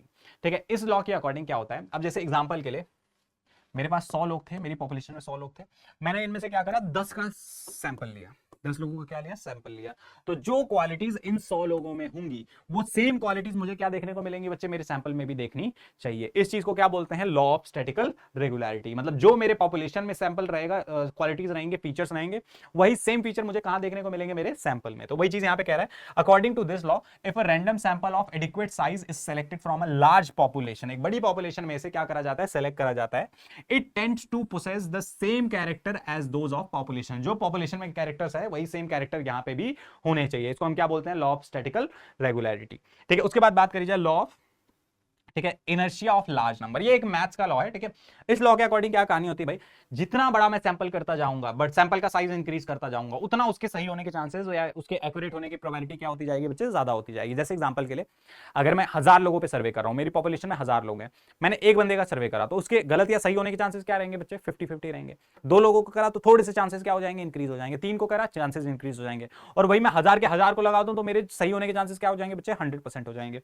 तो इस लॉ को क्या बोलते हैं, इनर्शिया ऑफ लार्ज नंबर। ठीक है, जैसे जैसे मैं सैंपल्स का साइज बढ़ाता जाऊंगा, वैसे वैसे उसके सही होने के, एक्यूरेट होने के, रिलायबल होने के चांसेस क्या हो जाएंगे, ज्यादा हो जाएंगे। वही कह रहा है, the aggregate or average obtain from a large group of more stable. ठीक है, the aggregate or average obtain from a small group. छोटे ग्रुप का अगर वो लोगे तो वो क्या होगा, उतना एप्लीकेबल, उतना हमारे लिए बेनिफिशियल नहीं रहेगा। जबकि बड़े ग्रुप का अगर सैंपल लोगे, बड़े ग्रुप के साइज लोगे, तो वो क्या रहेंगे, ज्यादा एक्यूरेट रहेंगे। ठीक है, larger the size of sample, ये लास्ट लाइन से ही आंसर समझ में आ जाएगा। Larger the size of sample, ठीक है, सैंपल का साइज जितना बड़ा करते जाएंगे, more accurate the results are likely to be. जो रिजल्ट्स, वो रिजल्ट्स उतने ज्यादा क्या होते जाएंगे बच्चे, एक्यूरेट होते जाएंगे। यहां तक हमने क्या कर लिया बच्चे, सारी कहानी खत्म कर ली है। अब लास्ट टॉपिक है, ठीक है, लास्ट के 2 टॉपिक्स हैं, और ये दोनों ही टॉपिक इंपॉर्टेंट है। आप कह सकते हो वीवीआईपी क्वेश्चन है, इनसे आने की प्रोबेबिलिटी, इनके आने की प्रोबेबिलिटी क्या रहती है बच्चे, काफी ज्यादा रहती है। ठीक है, अच्छा खासा एक्सपीरियंस है मेरे पास, 8 से 10 साल से पढ़ा रहा हूँ। ठीक है, जितनी भी एडटेक, टॉप की एडटेक कंपनीज है, सब में लगभग पढ़ाया है। तो प्लीज इन क्वेश्चंस को मिस मत करिएगा। ठीक है, जितनी भी आज की टॉप की एडटेक कंपनीज है ना, लाइक वेदांतु, अनअकैडमी, बायजूस, ठीक है, लगभग सारी जगहों पे क्या कर रखा है, मैंने पढ़ा रखा है। तो दिमाग में रखिएगा। ठीक है, ये एक्सपीरियंस बोल रहा है, पेपर में आने की इनकी प्रोबेबिलिटी ज्यादा रहती है। सबसे पहले स्टार्ट करते हैं नेशनल सैंपलिंग सर्वे ऑर्गेनाइजेशन, जिसको हम शॉर्ट में क्या बोलते हैं, एनएसएसओ। ठीक है, नेशनल सैंपलिंग सर्वे ऑर्गेनाइजेशन। स्टार्टिंग में ये बनी थी, ये कब बनी थी बच्चे, 1950 में बनी थी। तब इसका नाम क्या था बच्चे, नेशनल सैंपलिंग सर्वे था। ठीक है, एनएसएस था। ठीक है, एक हमारे चेयरपर्सन थे, लेट प्रोफेसर पीसी महालनोबिस। ठीक है, पीसी महालनोबिस का नाम आप लोग 12th में भी जाके सुनोगे। इन्होंने रिकमेंड करा था, क्योंकि क्या हो रहा है, अब देश हमारा डेवलप्ड होगा ना, आजाद हो गए हम लोग, तो हमें क्या करना पड़ेगा, बहुत सारे डेटा वेटा चाहिए होंगे, पॉलिसीज बनाने के लिए डेटा चाहिए होगा ना। तो इन्होंने अपने प्रधानमंत्री को बोला था, रिकमेंड करा था कि भाई साहब आप क्या कर दो, एक, ठीक है, एक नेशनल इनकम कमेटी बनाई गई थी जो बताएगी कि कैसे नेशनल इनकम को बढ़ाना है। तो उसके जो चेयरमैन थे वो क्या थे, पीसी महालनोबिस थे। इन्होंने रिकमेंड करा था कि भाई साहब क्या कर दो, एक ऐसा वो बना दो, नेशनल सैंपलिंग सर्वे ऑर्गेनाइजेशन, जो टाइम टू टाइम सर्वे करता रहे, डेटा कलेक्ट करता रहे, और इससे हमारा डेटा क्या हो जाए, इससे हम क्या कर सकें, अलग अलग पॉलिसीज बनाते रहे। आगे चल के इसमें नंबर ऑफ आइटम्स क्या होने लगे, पूरे इंडिया का सर्वे करना है, तो नंबर ऑफ पर्सन या एम्प्लॉइज जो है वो क्या होने लगे, ज्यादा होने लगे। तो आगे चल के 1970 में से 1970 में से क्या बना दिया गया, एनएसएसओ। स्टार्टिंग में तो ये सिर्फ एनएसएस था, नेशनल सैंपलिंग सर्वे। बाद में चल के बहुत ज्यादा लोग हो गए, तो एक ऑर्गेनाइजेशन बनानी पड़ी, इसलिए इसका नाम क्या हो गया, एनएसएसओ हो गया। ठीक है, अब एनएसएसओ की काम क्या है, ठीक है, क्यों करा जाता है एनएसएसओ, तो सबसे पहला सोशल इकोनॉमिक सर्वे। ठीक है, सोशल इकोनॉमिक सर्वे का मतलब क्या है, कौन कितना पढ़ा लिखा है, ठीक है, किसकी नेशनल इनकम कितनी है, कौन कितना एम्प्लॉयड है, ठीक है, इन्फ्लेशन क्या चल रही है, ये सारी कहानियां ये स्टडी करता है। एनुअल एसयू ऑफ यूनिवर्सिटीज, ठीक है, एनुअल प्रोडक्शन ऑफ इंडस्ट्रीज, कौन सी इंडस्ट्री कितना प्रोडक्शन कर रही है, जीडीपी में किसका कितना कंट्रीब्यूशन है, वो सारी चीजें ये देखता है। एग्रीकल्चर सर्वेज, ठीक है, जो एग्रीकल्चर में सर्वे करे जाते हैं वो सारी चीजें यहां से होती हैं। एनएसएसओ के ना टोटल 4 डिवीजन है, ठीक है, 4 पार्ट में एनएसएसओ क्या करता है, काम करता है। सबसे पहला पार्ट जो है ये क्या करता है, सर्वे डिजाइन एंड रिसर्च डिवीजन। इसमें क्या होता है कहानी कि सर्वे ये क्या करते हैं, डिजाइन करते हैं। एक पायलट सर्वे करके होता है। पायलट सर्वे का मतलब क्या होता है कि एक डमी सर्वे बना देते हैं। उस डमी सर्वे को पहले क्या करा जाता है, उस पर एक्सपेरिमेंट करे जाते हैं। अगर लोग बोल देते हैं कि हाँ ये अच्छा सर्वे है, तो उसको क्या करा जाता है, एक्चुअल में मार्केट में उतारा जाता है। तो सर्वे में कौन से क्वेश्चन होने चाहिए, क्या नहीं होने चाहिए, एमसीक्यू होना चाहिए, कैसा होना चाहिए, कितने नंबर ऑफ क्वेश्चन होने चाहिए, ये काम ये पहला डिपार्टमेंट करता है, एसडीआरडी, ठीक है, सर्वे डिजाइन एंड रिसर्च डिवीजन। दूसरा डिवीजन होता है फील्ड ऑपरेशन डिवीजन, एफओडी, ठीक है, ये क्या करता है, ये उतरता है मार्केट में, ठीक है, और क्या करता है, लोगों से डेटा कलेक्ट करना स्टार्ट करता है, इसका काम होता है। फिर आता है डेटा प्रोसेसिंग। अब इतना बड़ा डेटा आया तो उसको सिंप्लीफाई करना है, ठीक है, उसको उससे कंक्लूजन्स निकालना, ये काम कौन करता है, ये प्रोसेस, डेटा को प्रोसेस करने का काम कौन करता है, डीपीडी करता है, ठीक है, डेटा प्रोसेसिंग डिवीजन। और सबसे लास्ट में जो पब्लिक अपीयरेंस में आता है, डेटा पब्लिश करता है, अपनी वेबसाइट पे लेके जाना होता है, वो काम किसका होता है, सीपीडी का, ठीक है, कोऑर्डिनेशन एंड पब्लिक डिवीजन। ये हमारी कहानी थी एनएसएसओ की। एनएसएसओ पे एक 3 नंबर का क्वेश्चन आ जाता है कि right short note on NSSO, तो काफी सफिशिएंट इंफॉर्मेशन आपको देती है। इन्हीं इंफॉर्मेशन को क्या कर देना है, बस वहां पे मेंशन कर देना है। आगे बढ़ते हैं। अगला आता है census of India. Census of India क्या होता है, पूरे इंडिया की जितनी भी पॉपुलेशन है उनके बारे में इंफॉर्मेशन कलेक्ट करना, ये काम होता है सेंसस ऑफ इंडिया का, जिसको हिंदी में बोलते हैं जनगणना। आपने सुना होगा जनगणना। ये जो लास्ट हुई थी, ये कब हुई थी बच्चे, 2011 में हुई थी। मोस्ट प्रोबेबली हमारी प्रोबेबिलिटी थी कि भाई 2021 में देखने को मिले, लेकिन 2021 में हुई नहीं। उसके बाद बोल रहे थे 2023 में कराएंगे, 2024 में कराएंगे, 2025 में कराएंगे। अब देखो भगवान की दुआ कब होगी, ठीक है, क्योंकि सरकार को पॉलिसी बनाने के लिए सेंसस ऑफ इंडिया की जरूरत पड़ती है। भाई हमें पता ही नहीं है कि कितने लोग हमारे बिलो देन पॉवर्टी लाइन है या अबव देन पॉवर्टी लाइन है, अनएम्प्लॉयड है, तो उनके लिए पॉलिसी कैसे बनेगी। आज भी हम 2011 के डेटा के हिसाब से चल रहे हैं भाई, ये तो वही बात होगी ना, अंधेरे में तीर चलाने के हिसाब से। आज भी हमें नहीं पता है कि एग्जैक्ट पॉपुलेशन हमारे देश की कितनी है, तो इसलिए ये देखो कराना जरूरी है, लेकिन अब पता नहीं। देखो ठीक है, सबसे पहला जो सेंसस ऑफ इंडिया हुआ था, ठीक है, सेंसस हुआ था वो 1881 में हुआ था।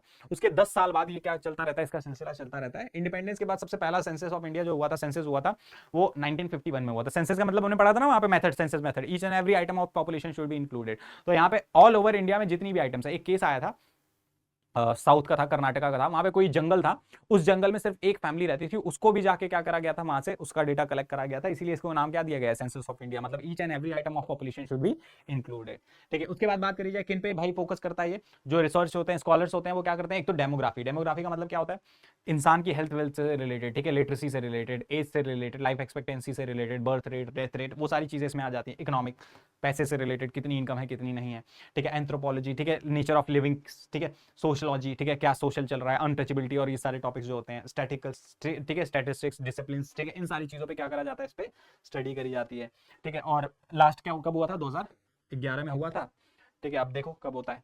तो ये हमारी कहानी थी भाई सेंसस ऑफ इंडिया की। अब इसके बाद लास्ट टॉपिक जो हमारा है, ठीक है, मतलब लास्ट टॉपिक कुछ है ही नहीं। देखो क्या करा गया है, एक एनएसओ करके ऑर्गेनाइजेशन बनाई गई है 2019 में। 2019 में 23 मई 2019 को बनाई गई थी। पहले क्या होता था, सेंट्रल स्टैटिकल ऑफिस, ये एक अलग ऑर्गेनाइजेशन होती थी, ये स्टैटिस्टिक्स से डील करती थी।